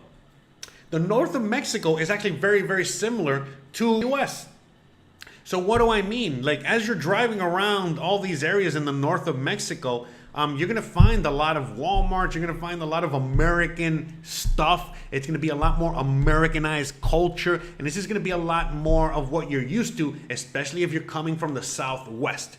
You know what I mean? If you're coming from the Southwest and you're going into the Northwest of Mexico, it's going to be very similar. In fact, you're going to the only difference is going to be more Mexicans than Americans. In fact, it's just going to be Mexicans for the most part. But that's it. And so Baja California is great, but it's expensive from what I understand. But it's great. But yeah, basically the only places that, are dangerous or a little bit, maybe off limits, meaning nothing's off limits. You can do whatever. But that I would not necessarily want to live or hang out in would be a lot of the border towns, But the border towns that are dealing with a lot of bullshit. You get what I'm saying? You know what I'm saying? So like Laredo or what else? What's that other place? It's I forget. Juarez and stuff like that. But that's it. But again, even then, I know plenty of people that live or been in those areas, and they're fine. They're fine. So, but definitely not. Nowhere's gonna be safer than like Merida. But Merida is like super duper safe. Merida is the equivalent of living right now like in West Palm Beach. like Mar-a-Lago or one of those places, you get what I'm saying, where it's like very highly coveted, you know, very gentrified, very, you know, whatever. So right now, like living in Merida or living in this area, yeah, dude, it's like living in the nice parts of West Palm Beach or North Lauderdale. If anyone is, or Boca Raton or anything, or Pompano Beach, you know, anyone that's familiar with South Florida, you know, basically, you know, Fort Lauderdale. You know what I mean? And then eventually, it's going to turn into, you know, it's going to turn into Miami and all that shit. So, you know, in time. This is my assessment, though. That's what I think. So, all right, next question. Let's go. Let's keep going here. Rye says, thanks for your opinion. I totally understand that we won't get the highest value for that reason. We did lease it for a year. Okay, so yeah, man, you get it, man. I mean, it's not a loss. I mean, you also know that when you bought up there in what the fuck, Concal, right? No, not Concal. Is it Concal? I don't know. Yeah. For the property that you bought up there, you also know that you bought it for cheap. Well, at least I hope you did. But you know that the property up there is way cheaper. You know what I mean? So, but again, like if you're holding on to that property as an asset, and you know that this area is going to grow like Miami. So you see, oh yeah, sorry, I wasn't showing you on the map. I apologize. I had the map on the other screen. Hold on. What did I do?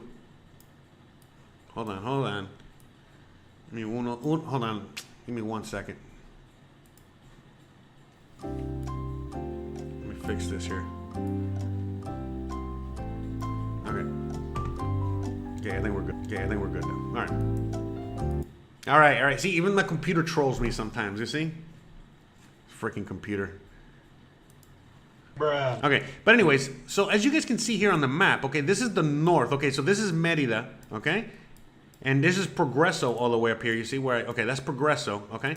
So all this area in between Merida and Progreso, that there's nothing there, that's not going to be like that forever, guys. You know for a fact that all this is going to get built up and developed. So if all of a sudden you bought something in Concal or you bought something out here, bro, trust me, you know what I mean? Within like 15 years, as all this is growing and being developed and all this stuff, you're going to have prime real estate. You get what I'm saying? Because right now, as you guys can see, look, I'm going to zoom in some more so you guys can see Yucatan Country Club. You see all these developments and all these properties out here and all this other stuff. So yeah, and if you zoom in, you know, these places are, you know what I mean? They're not just like in the middle of nowhere per se, okay? So, I mean, they are now, but not quite, you know what I mean? Like, you see nothing there, but if you go in there, you see, look, there's, you know, you see that's for anyone, some people ask me, it's like, hey, do they have like storage units? Yeah, they do. See, those are the storage units in there. But anyways, yeah, I don't think Google, whatever has made it out there yet. But anyways, yeah, things, and by the way, and this is like a 30-minute ride, all right? So from Merida to Progreso is like 30 minutes, give or take. So that's nothing, guys, that's nothing, all right? You know that. So that's why, you know what I mean? Like there's so much to look into out here. When I talk about Merida, I don't always just talk about, you know, coming out here to live. I talk about it from every perspective, you know. The main perspective I always bring up is the development and the investment. If you're young, and young I mean 40, you know, or 50, that's young, and you got money, and you got, like, you want to be investing in something, man, you know, this is why this is great, because again, as you were asking me, they're like, oh, what other cities are out here? And I could just barely name a few, and they're all so tiny. Remember, Merida is 1 million people. That's nothing, and that's the capital.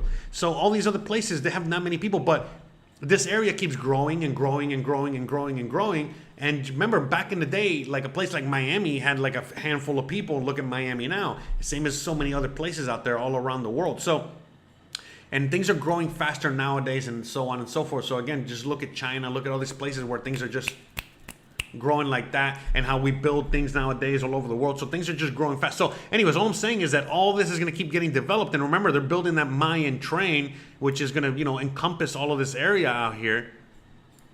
And that's just going to bring even more money, more opportunity, more value to your investment. And I can go on and on. So yeah. All right. Next question.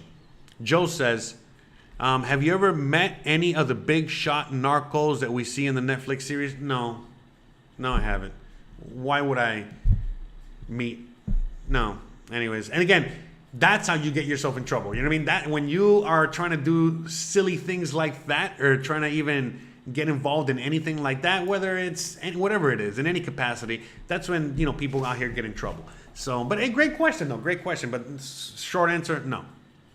By the way, it's not to say that I probably haven't bumped into some of these people at the mall or here or there, but I don't know who the fuck they are, and I really don't care. All right, but yeah, they're just regular people, just like back home. You know, you're gonna see, you know, all these people that are in power. You know, they're also doing a lot of the things that you're doing. I mean, you know, you've seen people like Nancy Pelosi or Trump, you know, whatever. They all live just like you do, right? Right? Bruh. Anyways, okay. I was hurting from laughing last night. Oh, thank you. Oh, I'm glad. Yeah, by the way, last night's podcast was really funny. Really funny. I'm glad. And see, I wish Hanson was right here, right now, listening to you guys and watching you guys all talk amazing about the podcast. I appreciate that. See, because I know the podcast is doing well. I know a lot of people reach out to me about the podcast and all this other stuff and all that stuff. But sometimes Tim, you know, he's so busy doing other things, he doesn't have time, or he doesn't see all the positive reviews and all the positive everything that everyone talks about the podcast. So yes, thank you so much. I really appreciate that. And yeah, again, if you want more information on the podcast, check all the links below. Go to my website. All the links are there. Everything's right there on the front page. And we go live every Tuesday, Thursday night. And if you don't catch us live, you can always catch us on your favorite podcasting app, okay? Just Shotgun News. Or type my name. It doesn't matter. You're going to find me. Find it. All right, next. El Santo. El Santo! Is that really you, bro? Oh, my God. Man, Christian just stepped out, man. Otherwise, anyways, she would be like, oh, cool. Okay. El Santo says, are the draconian BS lockdown rules still in effect? Yes.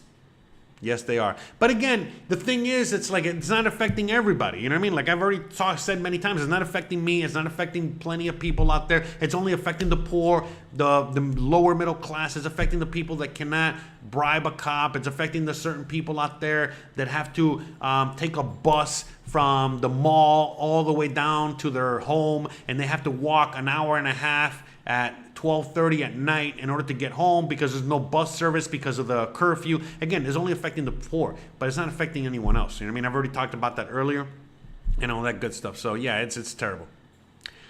Susan says, remember that joke about the empty cartel mansion management committee?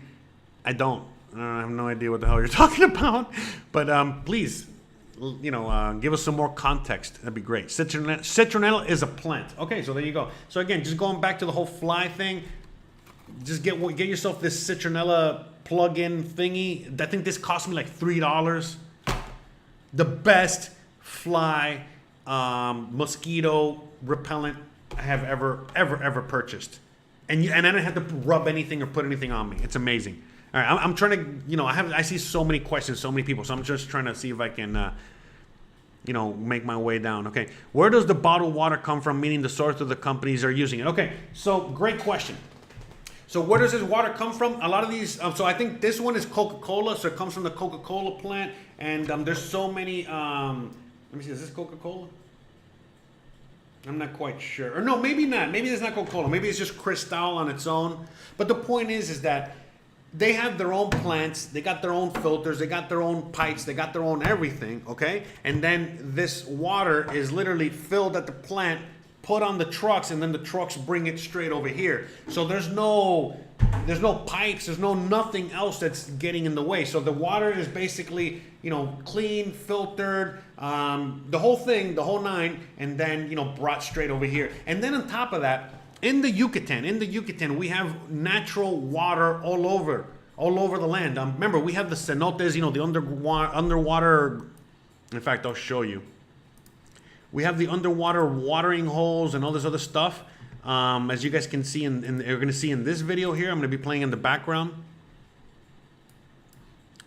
Let me put this over here. But anyways, and there's just fresh water everywhere. So again, for anyone out there that's like in the prepper mentality, if you know what I'm saying, this is also another great spot because there's natural water all over the place. Basically, if you buy land, you have two options when it comes to water. You know, basically, either the land already comes with a well or you just dig your own well. and there's water, natural fresh water. So the whole water thing out here is actually pretty good, man. You know, there's a lot of really fresh water, and these companies basically just probably pumping the fresh natural water out of the ground and then filtering that water one more time, and then that's the water that they bottle and bring out here, because it's a lot cheaper, you know what I mean, than to, you know, what is it, like clean the dirty water to the point of the drinkable. You know, basically they just, you know, they clean the water so that it's not polluting the land, but, you know, that water eventually, you know, makes its way through the pipes. And again, it could be clean or not. I'm not taking my chances, but at the end of the day, it's not deadly. It's not Flint, Michigan water, right? So you gotta worry, you know, it's all good. The water situation here is actually pretty good. So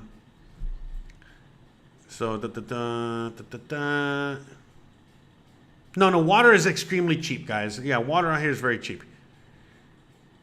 Wait, is this fancy? I don't know if this was fancy water. Is this, so right now, Cyril says, I drink Cristal. Is that fancy? Well, Cristal, like what, like the alcohol? I'm drinking some Cristal. I mean, I don't know. Is this fancy water? Honestly, the reason I get Cristal is because this is like the main brand that everybody seems to have. I didn't know it was fancy water. I thought the fancy water was the Bonafont. This one.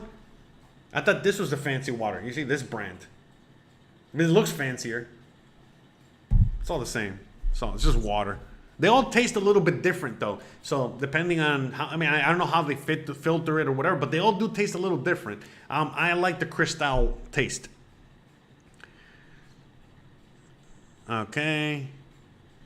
How much for 1 gram of white powder in Mexico? I don't know, because I don't do that stuff. But you know, in fact, you know, when you find out, you can let us know, and that'll be great for anyone out there who's into that stuff. Watching from Alaska, entire state of Alaska has a population of 700K. Wow, I did not know that. I thought there was a lot more people in Alaska than that. Wow, damn. So there's more people in this city than all of Alaska? That's crazy. Really?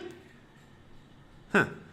Yeah, I'll believe you. I'll take your word for it, because I really don't care. But I thought it was a few million at least.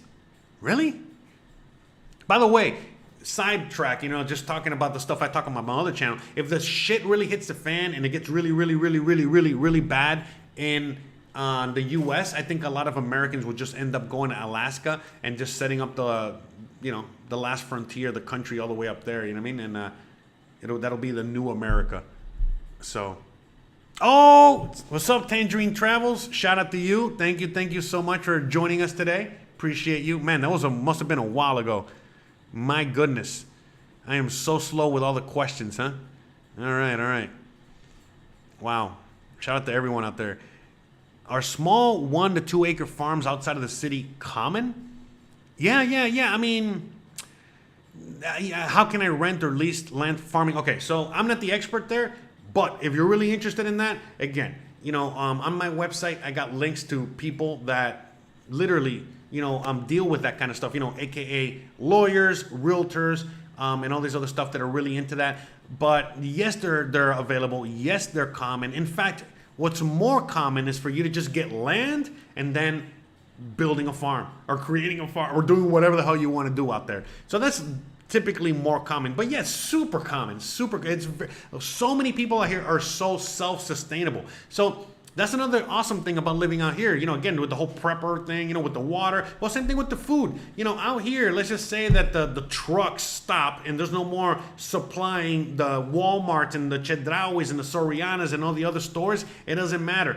There's tons of people out here growing, and there's tons of people, you know, with the markets, and there's, you know, the whole thing is we got a whole ecosystem. We're good to go. And you can be a part of that ecosystem. In fact, like I said, basically, yeah, there's farms that you can buy, but it'll probably be better if you were to buy the land and then just build something on there. And remember, the labor is cheap, and you can even hire people from the surrounding areas to help work the land for you. You get what I'm saying? And they'll come in every day and they'll take care of everything, and you just pay them through a combination of barter or payment, you know, meaning like, okay, I'll give you X amount of money and you can have an X amount of the harvest, you know, whatever it is you're growing. So there's a lot of things like that out here for sure, 100%. All right, I'm trying to go down quicker. Okay, all right. Sorry, guys. I know I'm kind of slow on the questions here. Valladolid has some big real estate developments going on now. A lot of units are for seniors cashing in on some of the cheaper living out there of the tourist traps. Yeah, so that's what I'm saying. If you're looking for even more peace and quiet, even more being out in the middle of nowhere and all this other stuff, Valladolid is a great place. Itzamal is a great space. All those little areas that are eventually going to be big areas down the line. Eventually, a place like Valladolid is going to turn into Merida once Merida turns into Miami. You know what I mean? So just things like that. So yes, there's tons out there, but I don't know too much about that. But again, that's why, look here, let me just show you one more time real quick.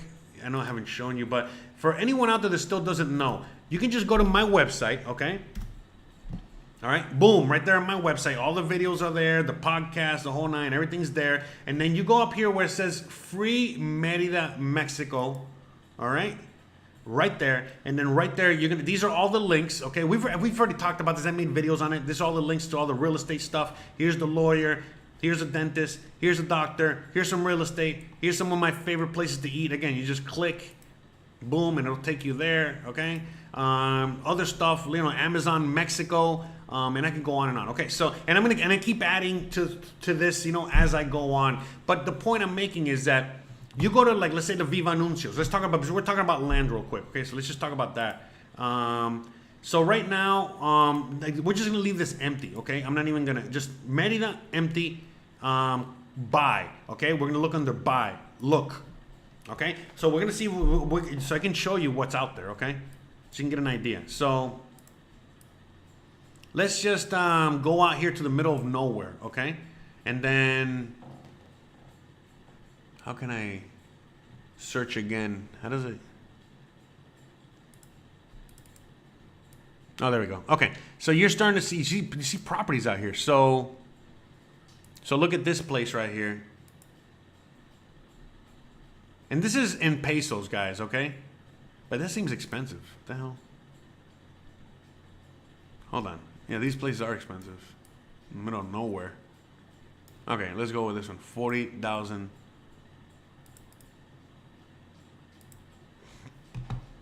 So you see, there's like a place in Itzamal in the middle of like nowhere. Look at that. And I mean, it seems like it's 40,000 pesos, not dollars. Okay? So this is something that you can, purchase. And look at all the land. You see the land. But again, you got to work the land. You got to do a lot of that stuff on the land. All right? So you got to put some work into it. But let me see. Yeah, I think this is pesos. So what is, so just so you can get an idea, what is that valued at? What's 40 million? Is that 40 million? It's a lot, man. That sounds like a lot of. 1, 2, 3.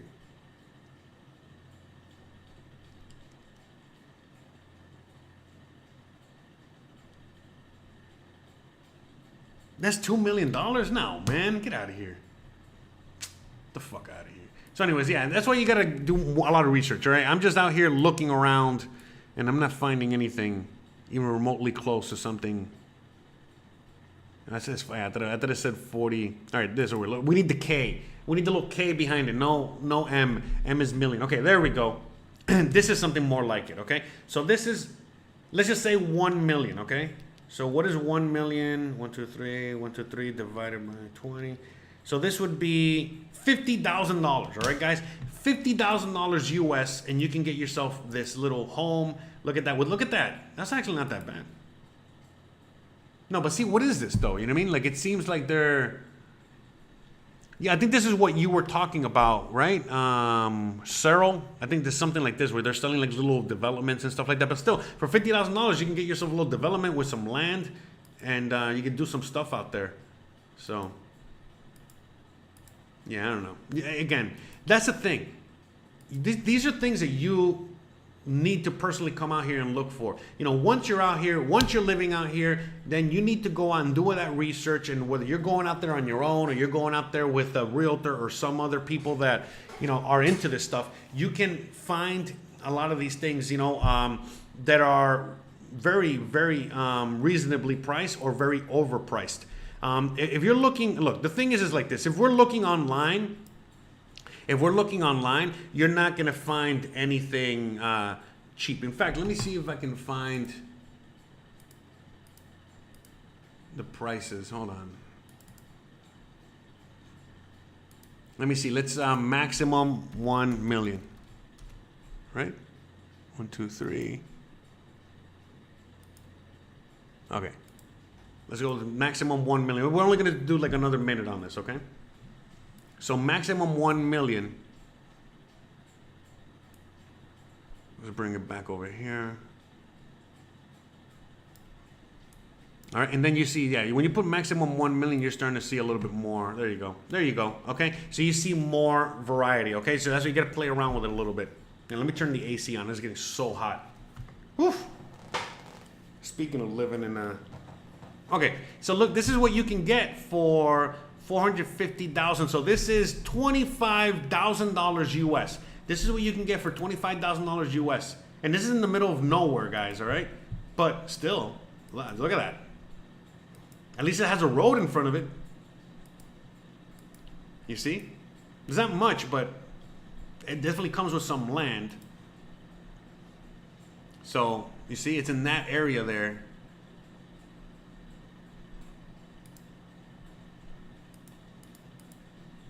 Okay, so look how far it is from Merida. All right?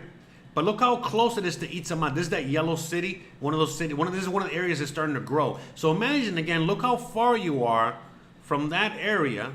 Now, just so you can get a little perspective, okay?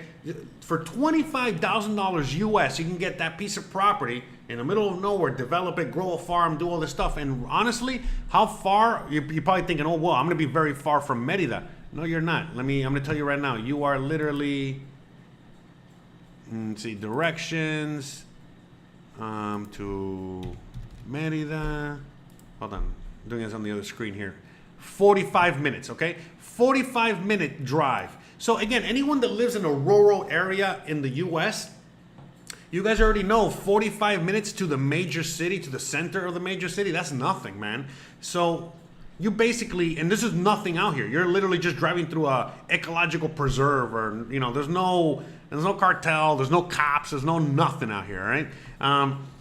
By the way, it is safe. You know, yeah, if you do get stuck in the middle of the road, there's numbers that you can call, and they come and save you, tow you, and all this other stuff. It's like the highway, not the highway patrol, but the highway safety something. But anyways, just so you can get an idea, that's like a 45-minute drive, guys. That's not that long. And so you live out here, and you can just go into the city to resupply, do whatever it is you need to do. So yeah. You know what I mean? It's out there. You got to find it. It's going to take a while, but again, it didn't take me that long to find a property. Maybe like 10 minutes. Okay, enough of that. Moving on. All right, we got a lot of things to talk about here. Suzanne says, if you want tech, Monterrey. Yeah, Monterrey is another. So there's a lot of areas, you know, where if like there's a lot more young Mexicans doing tech stuff, you know, building tech applications, building tech hardware, you know, working with Bitcoin, crypto, holding conferences, you know, so like I said, Guadalajara, Monterrey, Mexico City, all these places are a million times better than here. And again, it's not to say that tech isn't also growing here, but you can't compare, man. You know what I mean? Like, honestly, you know, to other places. So thank you, Suzanne. Appreciate that. Moving on down. Shout out to David. Thank you so much. Oh, by the way, David, so yeah, you're on screen right now. Shout out to you. You know, appreciate you. Hippo character applauds while nodding in approval. Thank you very much. Shout out to you, Blueberry. Thank you so much for the 2 Canadian. Thank you very much.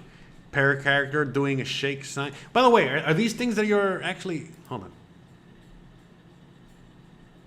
I'm curious. I can't find the... Oh yeah. Oh, okay. No, I'm reading the emoji things that you guys put in there. Oh, so I guess I do have some sort of emoji thing. I don't even know anymore. Whatever. Hey, I'm glad you guys were able to buy or do something with that. Thank you. Thank you guys for all the donations. Thank you for all the love. All right, let's keep going.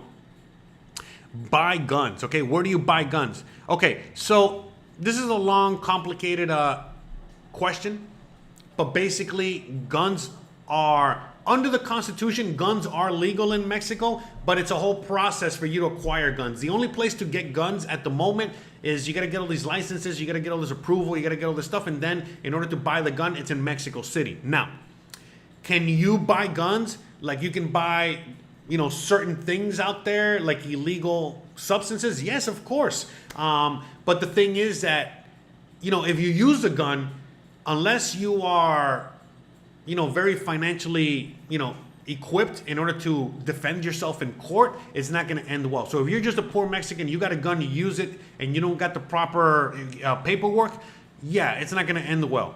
But if you are somebody that has a lot of money and you got, firearm and you use it, you can defend your right, your constitutional right in court all the way until you are free. But it's going to cost money and time. But at the end of the day, yeah, you can get a gun out here. You can get gun licenses, and it's a whole thing. And I'm not going to get into it. But in fact, what I am going to do, let me see, because I can. There's a video.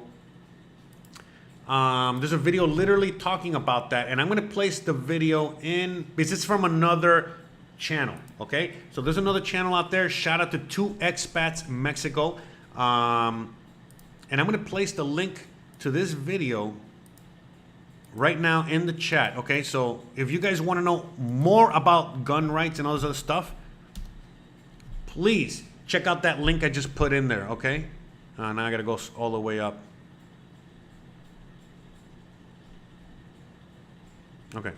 Okay, I'm actually doing pretty good. Okay, so Suzanne, go to that link. In fact, I'm gonna show you a little bit about that of that video right now, so you can get an idea, so you guys know who I'm talking about. But anyway, shout out to this guy, man. This guy has amazing videos.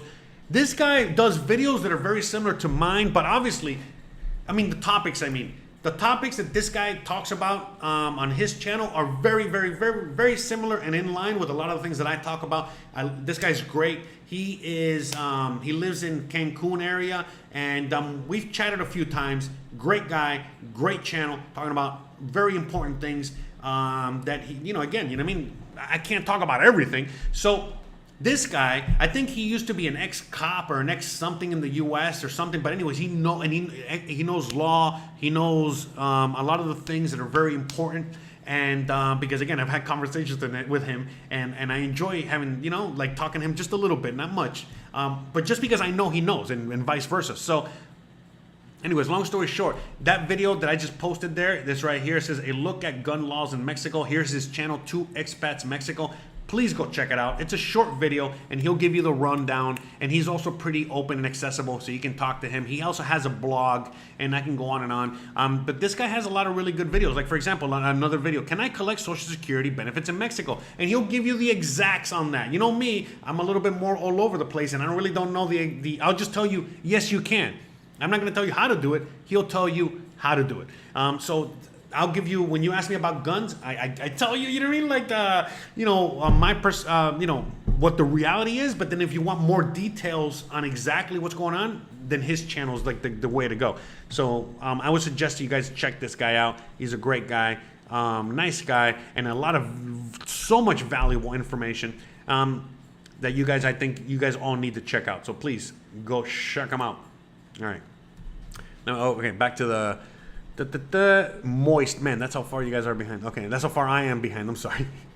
Oh, another para character. Thank you so much. By the way, shout out to you. Shout out to Hiv Loco. Shout out to Blueberry. Shout out to David. Shout out to every single one of you guys out there sending me all that love. Appreciate it. Tonight is date night. I'm taking Christian date night tonight. We're gonna go get some elotes and all that other stuff at Parque de las Americas. I don't know, Parque de las Americas. I don't know where we're going. I forgot, but I know where it is. I just forgot the name of the park. But thank you. You guys are literally buying the date tonight. Much appreciated. Thank you. Thank you very much. Okay, next questions. Okay, next. They should have span. Sorry, I'm just reading, and let me play low in the background here. Sorry. Everything out here. You guys, I don't know if you guys can see the bats. All right, hold on. Well, yeah, I had music. That's what I had. There we go. Play a little music. While I look through this.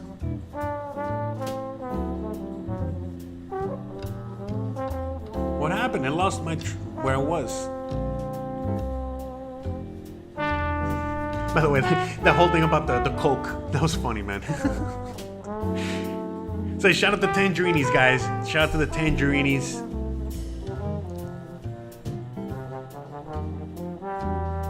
Man, where?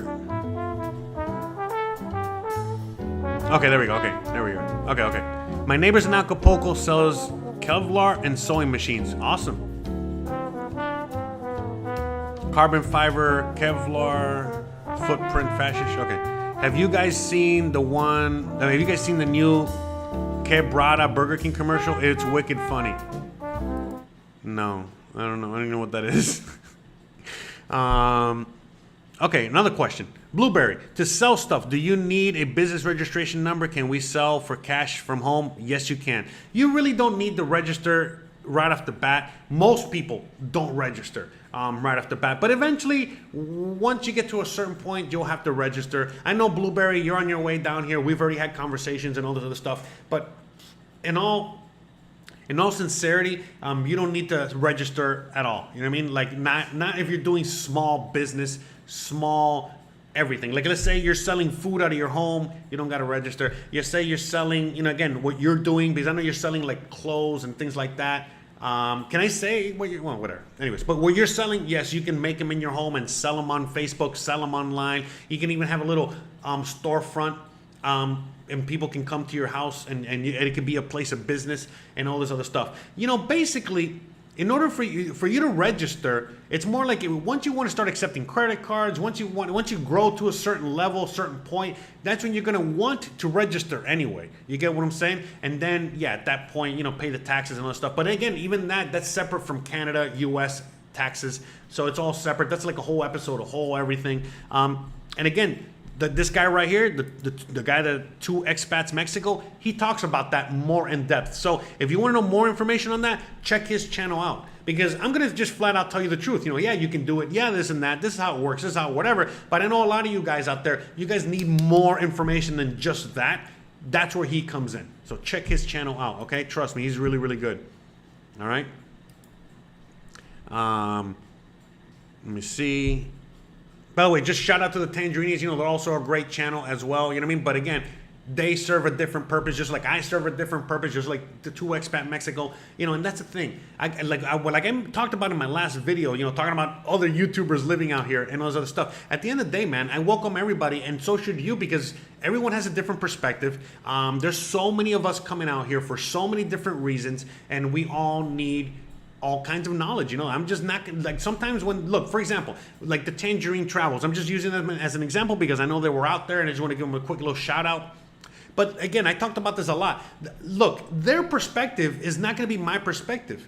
You know what I mean? It's just so different because, again, they're Americans and they're very young in comparison to me. And they came out here on a completely different, they came out here for a completely different reason than I did. And in fact, the way that they deal with a lot of things sometimes, that's basically how you guys are dealing with things. You get what I'm saying? So it's very, they serve an important purpose out here because, for example, a lot of times when I talk about things, like, oh yeah, I just go out here and I do this. Oh, I just go and talk to that guy. And then I realize, oh, wait a minute, I speak Spanish. Oh, wait a minute, I'm Cuban. Oh, wait a minute. And I'm like, and then I realized, oh, okay, you know what I mean? Like, yes, I people cannot do what I do because they're not me. You know what I mean? In fact, more people out there aren't like the Tangerine Travels, where, again, it's a little harder because just the language barrier alone, not including all these other things. And like, for example, the other day, the bread guy, the guy that sells sweets, some new guy was going to the neighborhood, and I'm like, hey, let me get some sweets. And when I was going to pay for it, I was expecting to pay like 14 pesos, and the guy goes 27 pesos, and I'm like, what? And I just realized, oh, wait a minute, this guy is gringo pricing me. And I was a little upset. And I was like, whatever. I paid the 27 pesos. What the hell? I'm not going to get in a fight with the guy over, 50 cents. So whatever, blah, blah, blah. Then later on, we had our bread, our sweets from the guy. And then me and Christian looked at each other and like, oh, okay, this is why it was 27 pesos. Because this is the best bread that we've had of all the bread guys. You get what I'm saying? And so even me, I can think that I'm getting gringo priced. Even me, I can get gringo priced. But at the end of the day, man, there's all these things going on right now, not just in Mexico, but all over the world, when it comes to, like, again, the gentrification, the hyperinflation that we talk about on the other channel, and all these other major changes that are just constantly happening, especially here. A lot of people here, because of the curfew, because of all the restrictions, because of all these things, they're starving. So when the guy first charged me 27 pesos, I'm thinking, damn, that guy must be really starving, because they never do that out here. You know what I mean? Like, where they're charging more. But then after I had the really, really, really good stuff that he sold me, I'm thinking, okay, they're probably just compensating because this probably cost a little bit more to make, and things are just going up in price all around. You know what I mean? Like the flour and the this and the that and the that. So it's just so many things. All right, sorry, I went off on a tangent there. But long story short, man, no, man. Like, unless you have like a brick and mortar store and you're really, doing a bunch of things, that would require some sort of like registration or legality, then yeah, you would. But up until then, you don't. I know plenty of people out there that sell so many things. You know what I mean? Like so many Americans or Canadians that just have like a Mexican girlfriend and they're selling things out of the front of their house. You know what I mean? Whether it's food or cactuses or services or a bunch of other things. So yeah, man, don't worry. You know what I mean? And by the way, last thing I'm going to say on this, when you get to that point, let's say you get to the point where you got to register and you got to start paying the taxes and you got to start doing all this stuff and you don't do it, you're not going to get in big trouble. No, the only thing that happens is the SAT, or whatever, they literally will come to your business and be like, all right, and then they'll be like, hey, we heard or we know or we noticed you have a business here and blah, blah, blah, blah, blah, and we think that you should be paying taxes. So can you please register? That's it. You know what I mean? And that's it. It's not really like, they're going to come out here and shut you down because you're not registered. You're not paying your this. You're not paying your that. Because, again, at the end of the day, the Constitution is law. The Constitution is what overrides everything out here. And under the Constitution, they can't force you to register, pay taxes, or any of this other shit. But, again, when you do, it comes with a whole set of benefits. So that's the idea. You know what I mean? Most people just don't do all that because the benefits don't outweigh. You know what I mean? There's more benefits to staying cash only and staying small. All right. Some people, they have to go big because let's say they're a bar or a restaurant or whatever business is already getting so big, and by them staying cash only or by them staying under the tax grid, it's impeding on their growth of their business. So there, you know what I mean? Like it's up to you basically more than anything else. Now, will things change in 10 years? Probably, but that's not now. All right, next. Don't forget to watch Acapulco Shore. Great spinoff. Acapulco Shore. Oh, what, like the Jersey Shore? I never heard of it. What's the worst and best part about living in Acapulco, Suzanne? Oh, okay, whatever. They're currently filming here in Acapulco now, a Netflix show. Yeah, they're also filming in Merida, but the whole filming in Merida is already left. That was another funny thing with the filming in Merida. Let me get through all the comments. And if I do, please remind me about the filming in Merida because that's a whole story I really want to get into. But I want to answer questions, all right? Traveler says, great channel. You provide a lot of info on Mexico. Thank you. I really appreciate that. I appreciate the kind words, and I appreciate the $2. Thank you. That's a couple tacos there. But I appreciate the kind words more than anything else. Guerrero is Amarillo. Okay. How does the general public feel about smoking cannabis? Will they call the police on you if they smell it coming from your house or apartment? Well, okay. Straight up.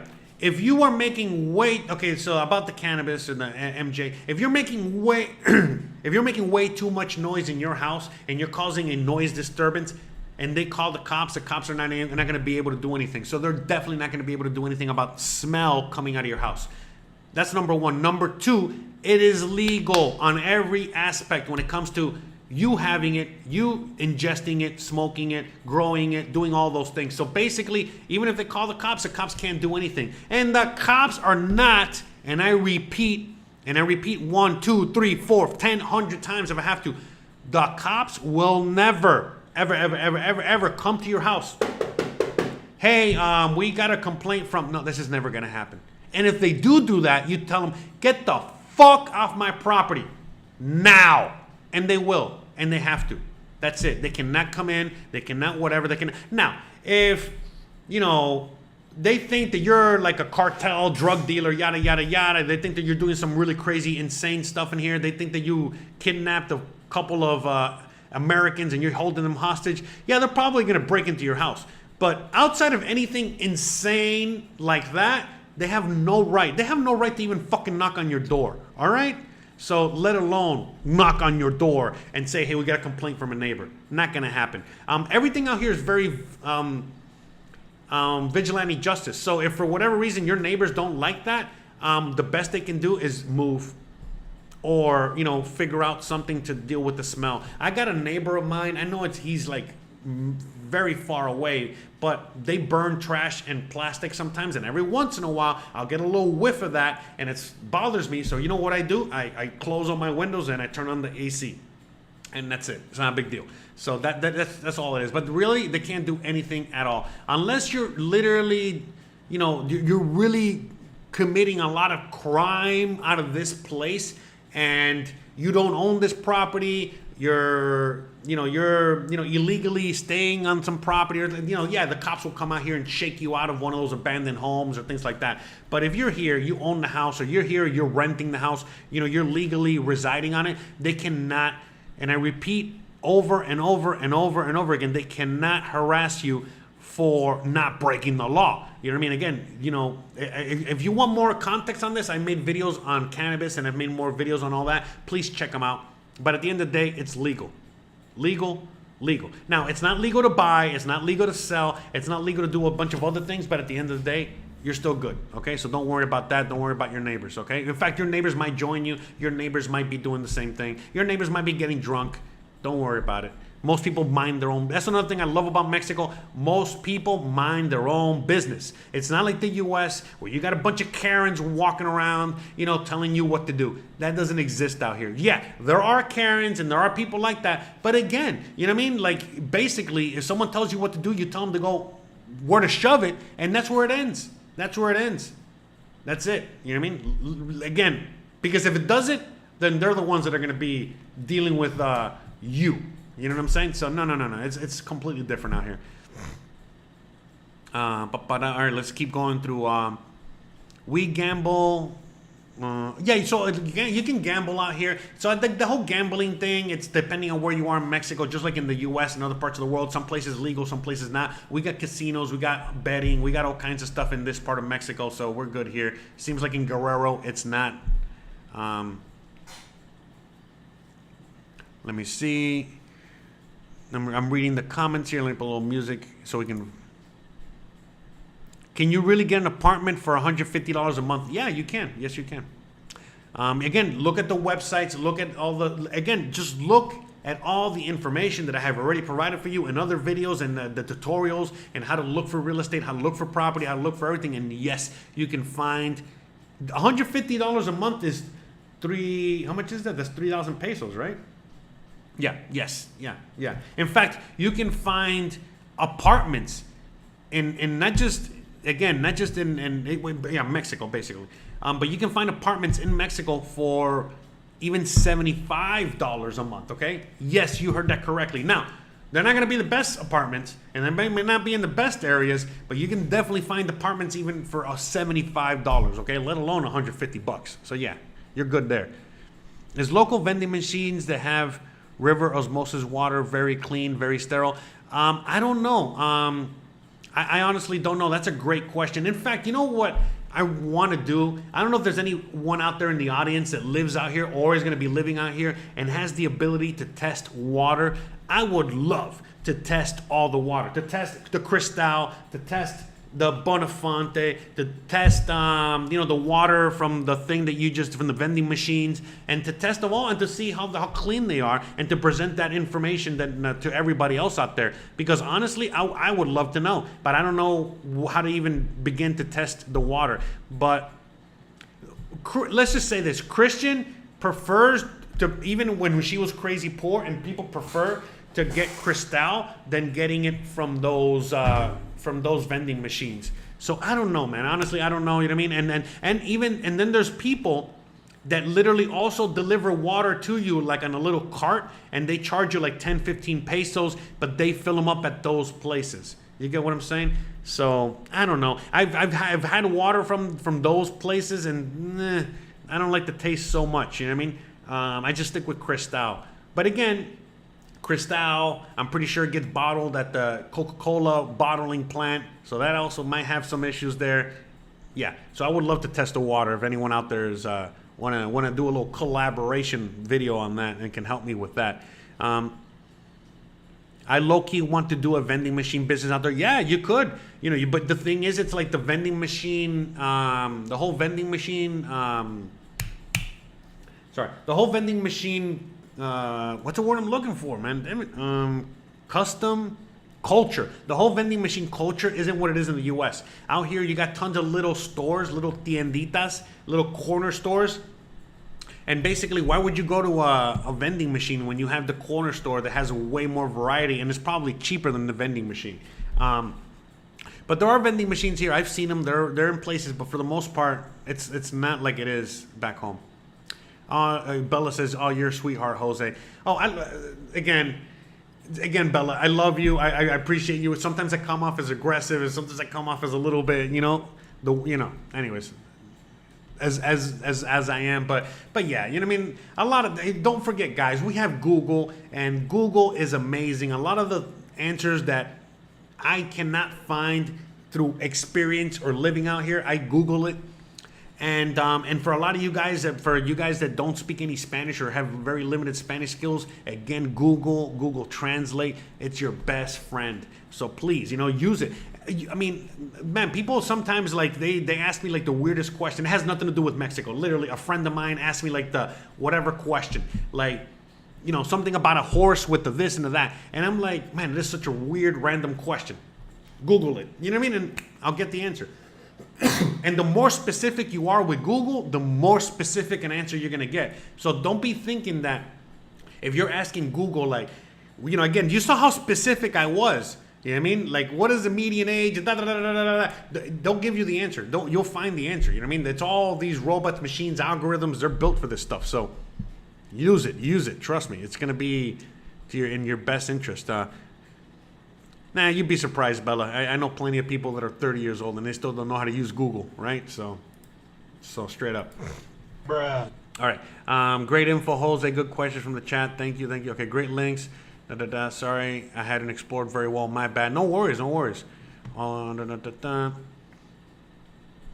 Yeah, okay. We're just reading over some of the older stuff. Let me put some music while I'm reading or looking.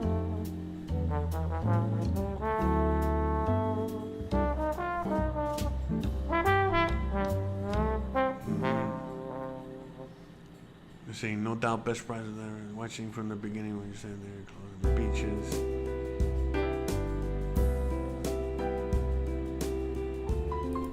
Yeah, but again, like I said, all the closures, all the restrictions, all that only affects a certain group of people. It doesn't affect everybody. Remember, rules for thee, not for me. So if you're at a certain income level, aka you're coming out here with dollars, you're good, man. You're good. You can just rent on the beach and you'll be paying a little bit more than what I'm paying, and you're living on the beach and you got the beach right there.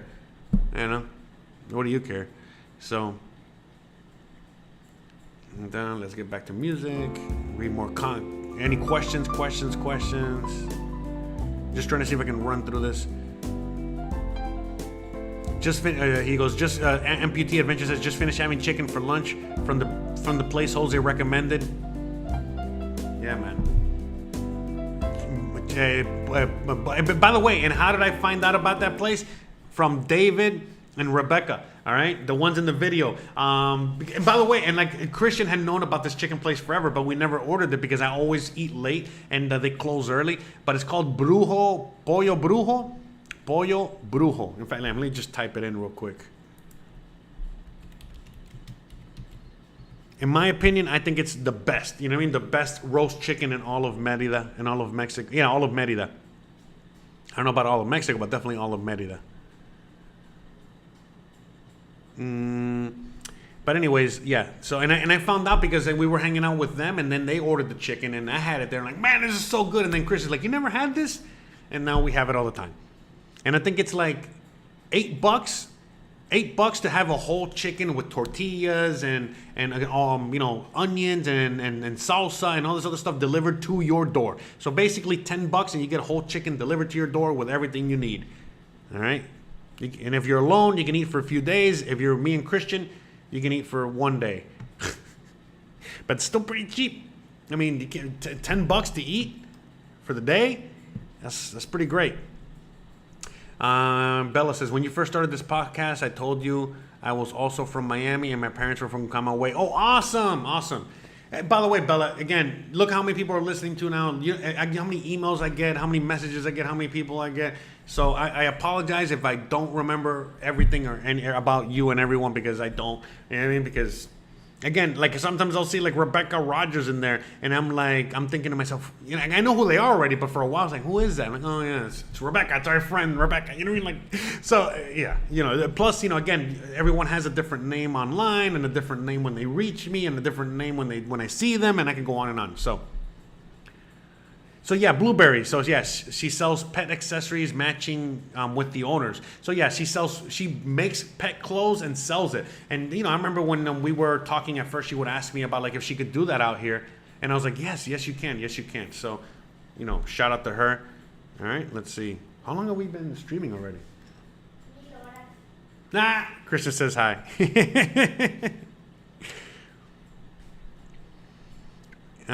The amputee says he's gonna get a 3-wheeler, hook up an umbrella, and sell hot dogs on Paseo Montejo. There you go. Is there any archaeological landmarks in Merida? Probably. I don't know where. You got to look into that. I don't know. I'm not gonna go looking into that now. But yes, but there's archaeological sites all around Merida, all around the Yucatan. So, but yeah, honestly, I don't know. I know there are some in Merida, but I don't know. And probably on the outskirts, all right? In fact, let me ask Christian. Christian, ¿tú sabes si aquí por aquí hay algunos lugares arqueológicos en Mérida? O alrededor de Mérida? No? Okay, so she says no. All the archaeological sites are outside. But like, for example, when we went to Oaxaca, they had an archaeological site, the Montalban, which we made a video on, and that was, like a few minutes drive from the city. So you could say it was in the city. So my favorite restaurant in Merida, there's a lot of them. I put a bunch of them on my website. Here, I'll show you guys again. But it just depends on what you want to eat, you know, what you're in the mood for. But, I mean, there's a bunch of restaurants, honestly, to tell you the truth. But the ones that are here, you know, those are some of my really, really favorite. So, El Malin Azul is fish. Cantina El Lucero is it's a bar / restaurant. Oliva is a nice high-end Italian restaurant. Again, it's pretty cheap, you know, $10 for a plate of spaghetti. What is it? Parque Santa Ana, where they have all the authentic Yucatecan food, and Helados Colón. That's where, you know, they have some of the best ice cream in the city. It's one of the oldest establishments. And there's a bunch of other places. I just can't think of them right now. So... Oh, look, my fat ass is about to go into the water here. Check this out.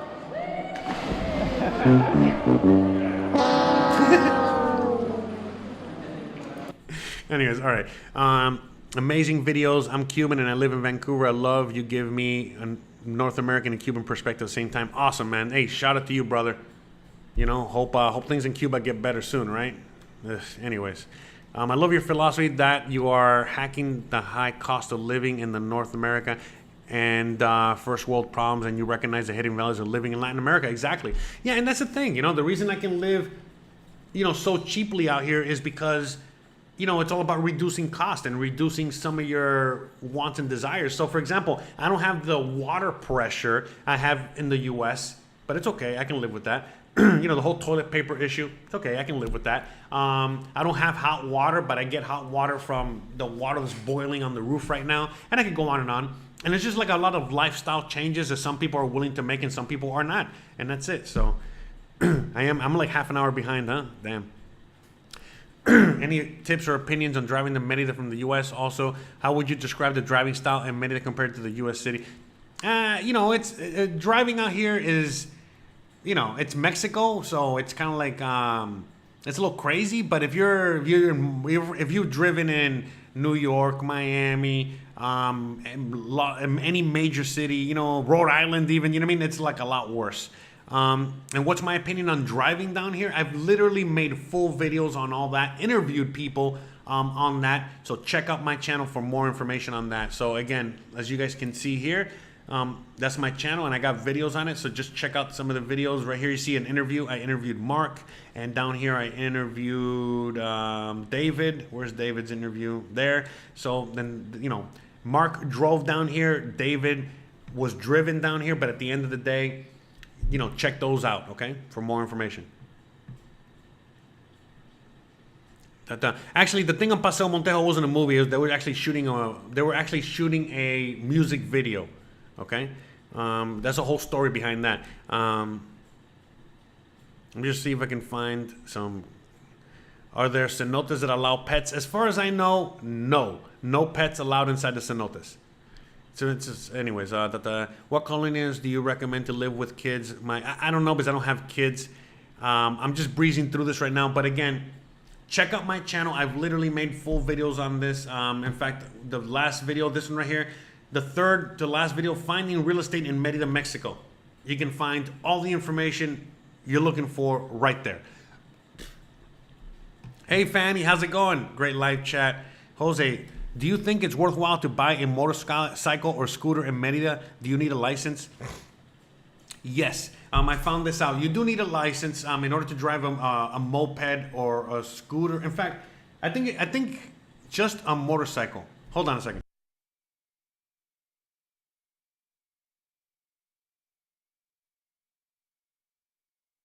Okay, just checked in with my Jamie over there. She said that yeah, you do need a license for basically any kind of motor vehicle that you're driving. So yeah, motorcycle, scooter, yada yada yada. So if you have a license from the U.S., that should suffice. But again, I recently found out you need a motorcycle license and a driver's license. You know what I mean? Because again, I didn't know that wasn't the case in the U.S. as well. So yes, you wouldn't need that now. I'm not a big motorcycle guy, you know what I mean? Scooters are great. They're both great. I know plenty of people have both scooters and motorcycles, and they love it, and they're happy out here. But just remember that the drivers out here are a little bit more chaotic than other places, and the whole insurance thing. That's another conversation that we're going to be having in a future episode, not today, talking about insurance and all this other stuff. But yeah, it's a little bit more risky to be on those. And again, it's risky to be on a bicycle. I'm on a bicycle. But in order to get around that, there's electric bicycles, I think, and I think there's some electric scooters that are now starting to come out, and you can, you know, purchase those or have those to help you get around the whole license stuff, because you do need to be at least a temporary resident. So yes. So I think it is worthwhile if you don't want a car and you do a little bit of traveling around, yeah, and you know how to handle those and drive those, yeah, I would highly recommend it. But it's not for everybody, you know what I mean? Like me and Christian have bicycles, we're fine with that. We're fine doing Uber. Yeah, I mean, but again, you do need a license. You do need, you know, not only that, but you got to maintain, you know, the motorcycle and the scooter. So all that comes with that. All right, next question, or next, let's see. But at the same time, I like places with trees. Okay, so yeah, like I said, you gotta do the research on your own, because I'm not the real estate guy. You know what I mean? And there's plenty of people out there, realtors, that you can talk to about all that stuff, and they'll definitely point you in the right direction. And all the information is on my website. Check all the information on the website. Okay, look right here, boom, free. You see, there's a real estate right there. Okay, just to get you started. Okay, but there's here's the real estate. Okay, these are the websites, so you can really find out. Okay, all the information, and then all the information on how to use all this stuff is right here in the finding the real estate. And in fact, I'll just have this one in the background real quick. Okay. All right, so you guys can see that.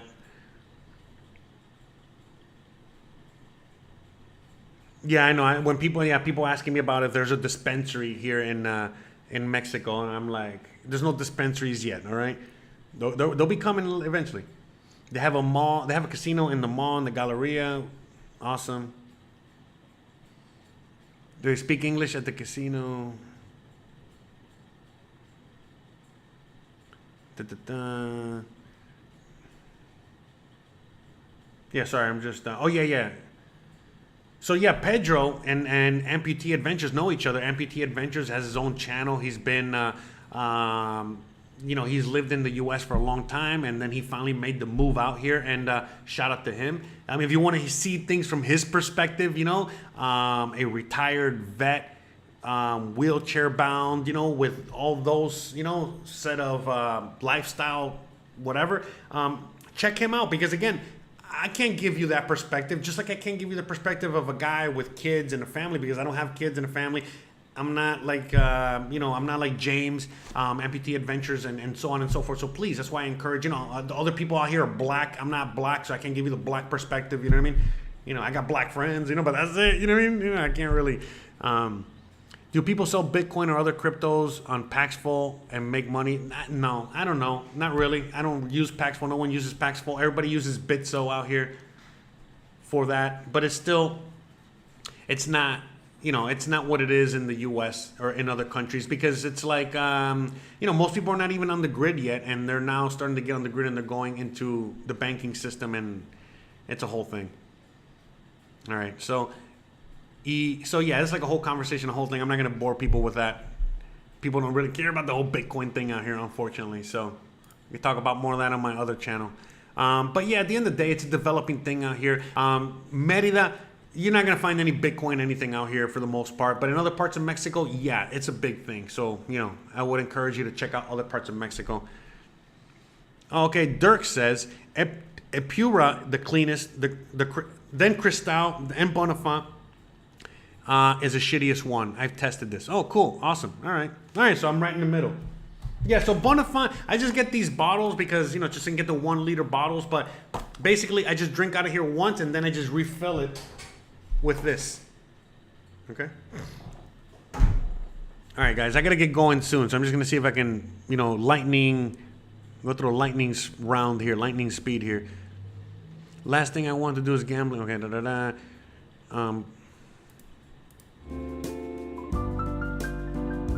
oh, okay. He says I can get water test kits on Amazon to test the comment. Okay, all right. Maybe I'll look into that, because I'm really, really interested. And I really would like to. So I might look into that. I speak Spanglish from going. Okay, Yes, my father passed. Okay, we're just reading some. Let's see if we got any more questions.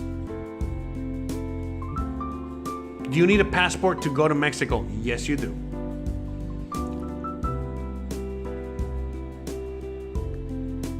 Thank you guys for all the kind words. Thank you so much for all the, you know, for all the donations. Thank you so much for all the love, support. I'm just reading the comments here. What's a good area that's not too loud? I'm coming to visit soon. Yeah, good luck with that. It's Mexico. You know, some places could be very, very, very, very quiet. Some places are very, very, very, very loud, and it's just random. You know, honestly, stay away from El Centro and stay away from certain areas in the north. But it's just kind of random. You really won't know until you're out here and you know the neighborhood, you see the place, you see the area, and then once you're in the home, and then you realize whether you got noisy neighbors or not.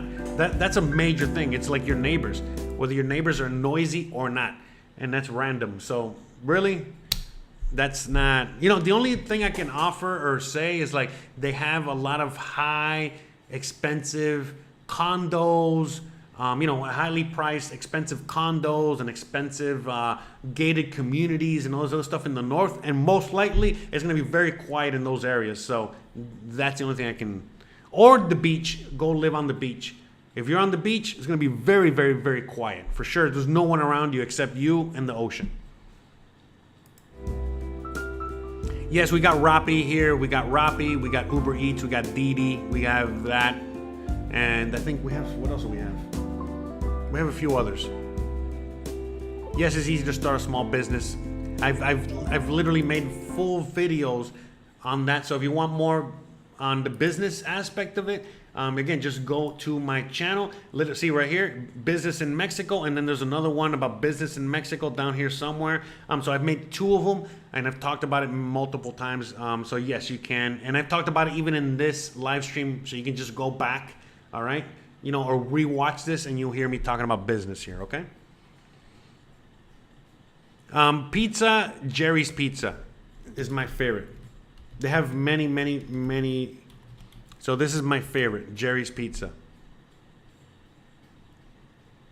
How was SPK lifestyle before he left from Uganda? I don't know. I've only met SPK when he first came out here, and I only talked to him a few times after that, and then he started traveling and he left, and I haven't really talked to him or seen him since, so I don't really know much. He's a nice guy. When I met him, he was a nice guy. He was a cool guy, but yeah, I don't know. He was dealing with his own issues from what I understand, and I think that's why he ended up going to Africa, which is pretty cool because I do see that he's there, and I'm happy. You know, I'm glad. That's like, I think like how he feels in Africa is how I feel here in Mexico. Finally, you know what I mean? Like I feel home, you know, because I never felt at home in the U.S. Yeah, those pollo brujos are everywhere. If anyone is moving to use Jose's channel is a must for you. Thank you. Did you ever? I've never rented a scooter out here. Holistic healthcare. Yes, there's a lot of holistic medicine. There's a lot of natural medicine. There's a lot of all that out here. Tons of that. There's all kinds of options when it comes to that, and very little restrictions. In fact, from what I understand, I think some of these not holistic doctors, some of these natural medicine places, you can actually get prescribed cannabis, okay, at some of these places already. That's like one of the little loopholes out there. All right. So, thank you. Yeah, I'm just going through this really quickly because I gotta bring this to an end real soon. I think that's it. I think we're almost done, huh? How often do you go to the beach there? Also, is there good Wi-Fi in near Progreso? I don't know about the beach because I don't live on the beach. I just go explore the beach, and when we go on the bus or we go with some friends, and we go. When do we go? I mean, because again, I grew up on the beach. I grew up in Miami, so the beach to me is like whatever. You know what I mean? Like, I like it. I love it. I go, but you know, we got the beach. We got pools. I got my own little pool. I got, you know, this is a million ways to cool off. We got the cenotes. It's like what? So I mean, I go to the beach every few months. Whatever. I don't know about the Wi-Fi or anything like that because I don't know. I just use my phone signal because I'm just out to the beach. I don't live or go or stay on the beach. So I don't know. I wish I could answer that question. You know. Oh, we got 200 coming in. 200 Mexican. Thank you so much. Thank you so much. I appreciate that, brother. Definitely be able to buy tacos. Thank you so much. Yeah, I know my chat has like a 30-minute delay. That's only because of me. But I think right now we're already where we're supposed to be. Do you think going to live in Tijuana is a good option? I don't know about Tijuana. Tijuana is all right, but it's nothing like where I am now. Tijuana is on the border. Tijuana is Tijuana, bro. You know what I mean? It's like Cancun, Acapulco, you know, some of the, you know, or other border cities. So I don't know. Tijuana's all right, but I don't know. I mean, you don't look. I would only recommend living in Tijuana if you work in San Diego or you work in the U.S. on the other side of the border, and then you live in Tijuana and you just cross over every day, and then you just live in Tijuana because it's crazy cheap, and that's it. So, but that's it. All right, let me see. Any more? Okay, so any more questions? Any more anything? We're gonna start ending this soon. We got like just a few more minutes left here. Don't trust the MJ in Mexico. Are you kidding? Here is great. It's phenomenal. In fact, we get MJ from California, from the U.S. We get amazing. Plus, they grow amazing stuff out here. Plus, you can get it. Plus, I don't want to get into it. It's good stuff, okay? So, no complaints. I'll tell you that right now. Mega Shredder says, I would love to move to Mexico, but I wanted to ease myself before going to Merida, so I would like to see Tijuana or Mexicali. So yeah, look, Mega Shredder, honestly, like it's just, I know it sounds different, but if you are gonna start off in Tijuana or Mexicali, then you can basically handle any other part of Mexico. Those parts are pretty hardcore. Merida is more like a better starter city because out here it's like Club Med. You know what I mean? It's just like, it's very expat, you know, very expat friendly, very user friendly. It's more calm, it's chill, it's safe, it's boring, you know. So basically, you know, if you really, really want to start easy, Merida would be the place to start. And then, you know, paleta question, I don't know what you mean by that. Like ice cream? Best paletas in Mexico? I don't know. I live in Merida. I don't know what the best paletas in all of Mexico are. There's a zillion brands of people making ice cream. So I don't know. you know, and even like I can say, oh, you can go to Helados Michoacan or something like that. But even them, they have. It's like like you ever see Coming to America in the U.S. and they have McDonald's and then they have McDowell's and they have like whatever, all these other, kind of cheap alternatives that sound almost the same. They got similar things out here too. So I don't know. The best place is Helados Colón and then just that's it. I mean, it's pretty random, man. I mean, so I don't know. Still waiting for the professional baseball video in Merida. Yeah, again, honestly, the reason I haven't gone is because there's even more restrictions out here. And from what I understand right now, going to a baseball game, I'm not going to go to a baseball game and only be one of 50 people in the whole stadium and people get... Then I'll go out there but I want to go have fun. I'm not gonna be sitting in 100-degree heat. No thanks, bro. No way, Jose. All right, and you can't even go to a night game because of the curfew, and you got to leave by I don't know the 7th inning in order to get an Uber, and it's a whole complicated thing. And like I said, I want to go to a stadium that's full of people and everyone is like cheering and having fun and doing the whole thing, and that's what I want to show you. I'm not I'm not in a hurry or I'm not, to go to the stadium, right now the way things are. You know what I mean? No. All right? Because the only video you're going to see is me getting kicked out of the stadium. You know what I mean? So no thanks. You know what I mean? I'm not really in a hurry to do that kind of video. So sorry about that. So yes, Amazon is great. Again, let me show you real quick about Amazon so you guys can see. So Amazon, you got two Amazons here. You got Amazon MX and then you got Amazon regular, so if you're in Mexico, I would go to amazon.com.mx and then, like I said, you can see I order things. Okay. These are some of the things I've, ordered or what have you. Okay. So, you know what I mean? Like, that's a good spot. Amazon definitely is amazing here. Here, I'll show you another thing here. And so if you use the American Amazon, it's going to take a little longer because it's coming from America. You got to go through customs. You got to go through this. But here, I'll show you one of the things I just bought recently.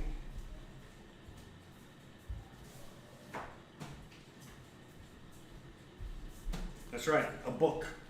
Look at this giant book. So the cooking channel is coming back. Hopefully by next week, I'm going to have the cooking channel. And again, we're going to really be going hard this time. Okay, guys?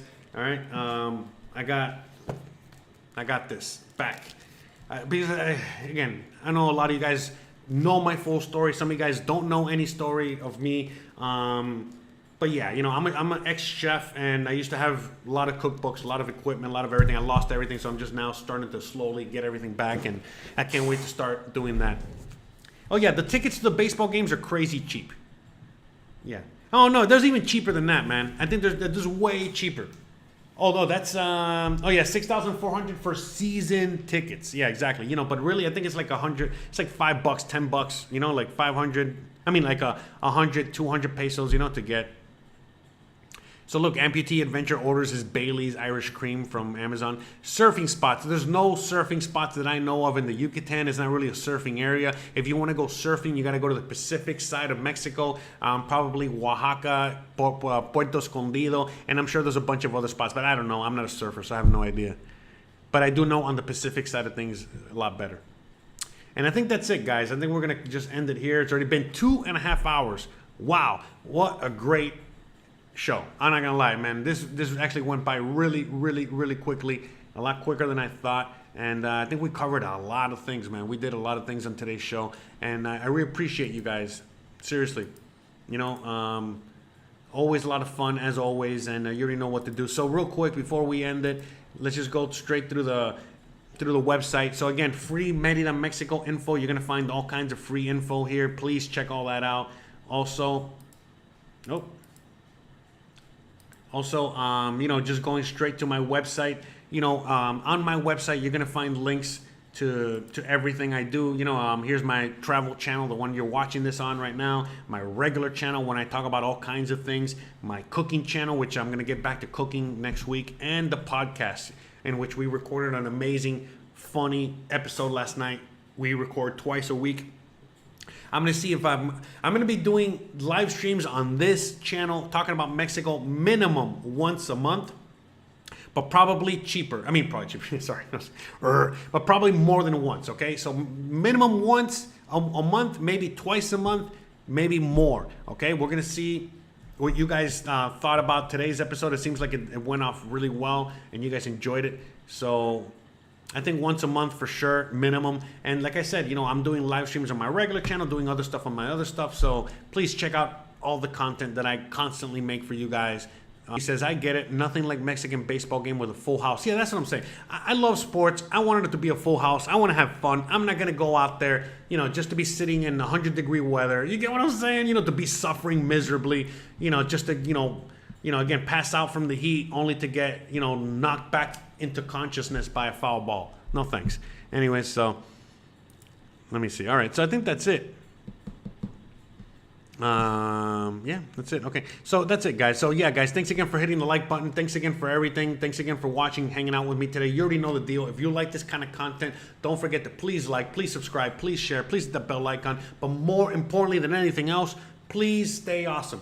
Thank you so much for everything, and thank you so much for hanging out with me today. Thank you so much for all the, all the donations. Thank you. And please, if you want to see more, check out my channel. Okay, I got tons of videos talking about basically everything I talked about, and the things that I didn't cover too much, that I covered only a little bit, because I've literally made full videos multiple times on these subjects that I would rather you guys check out, because it's going to provide even more information than what I'm saying right now. So guys, thanks again.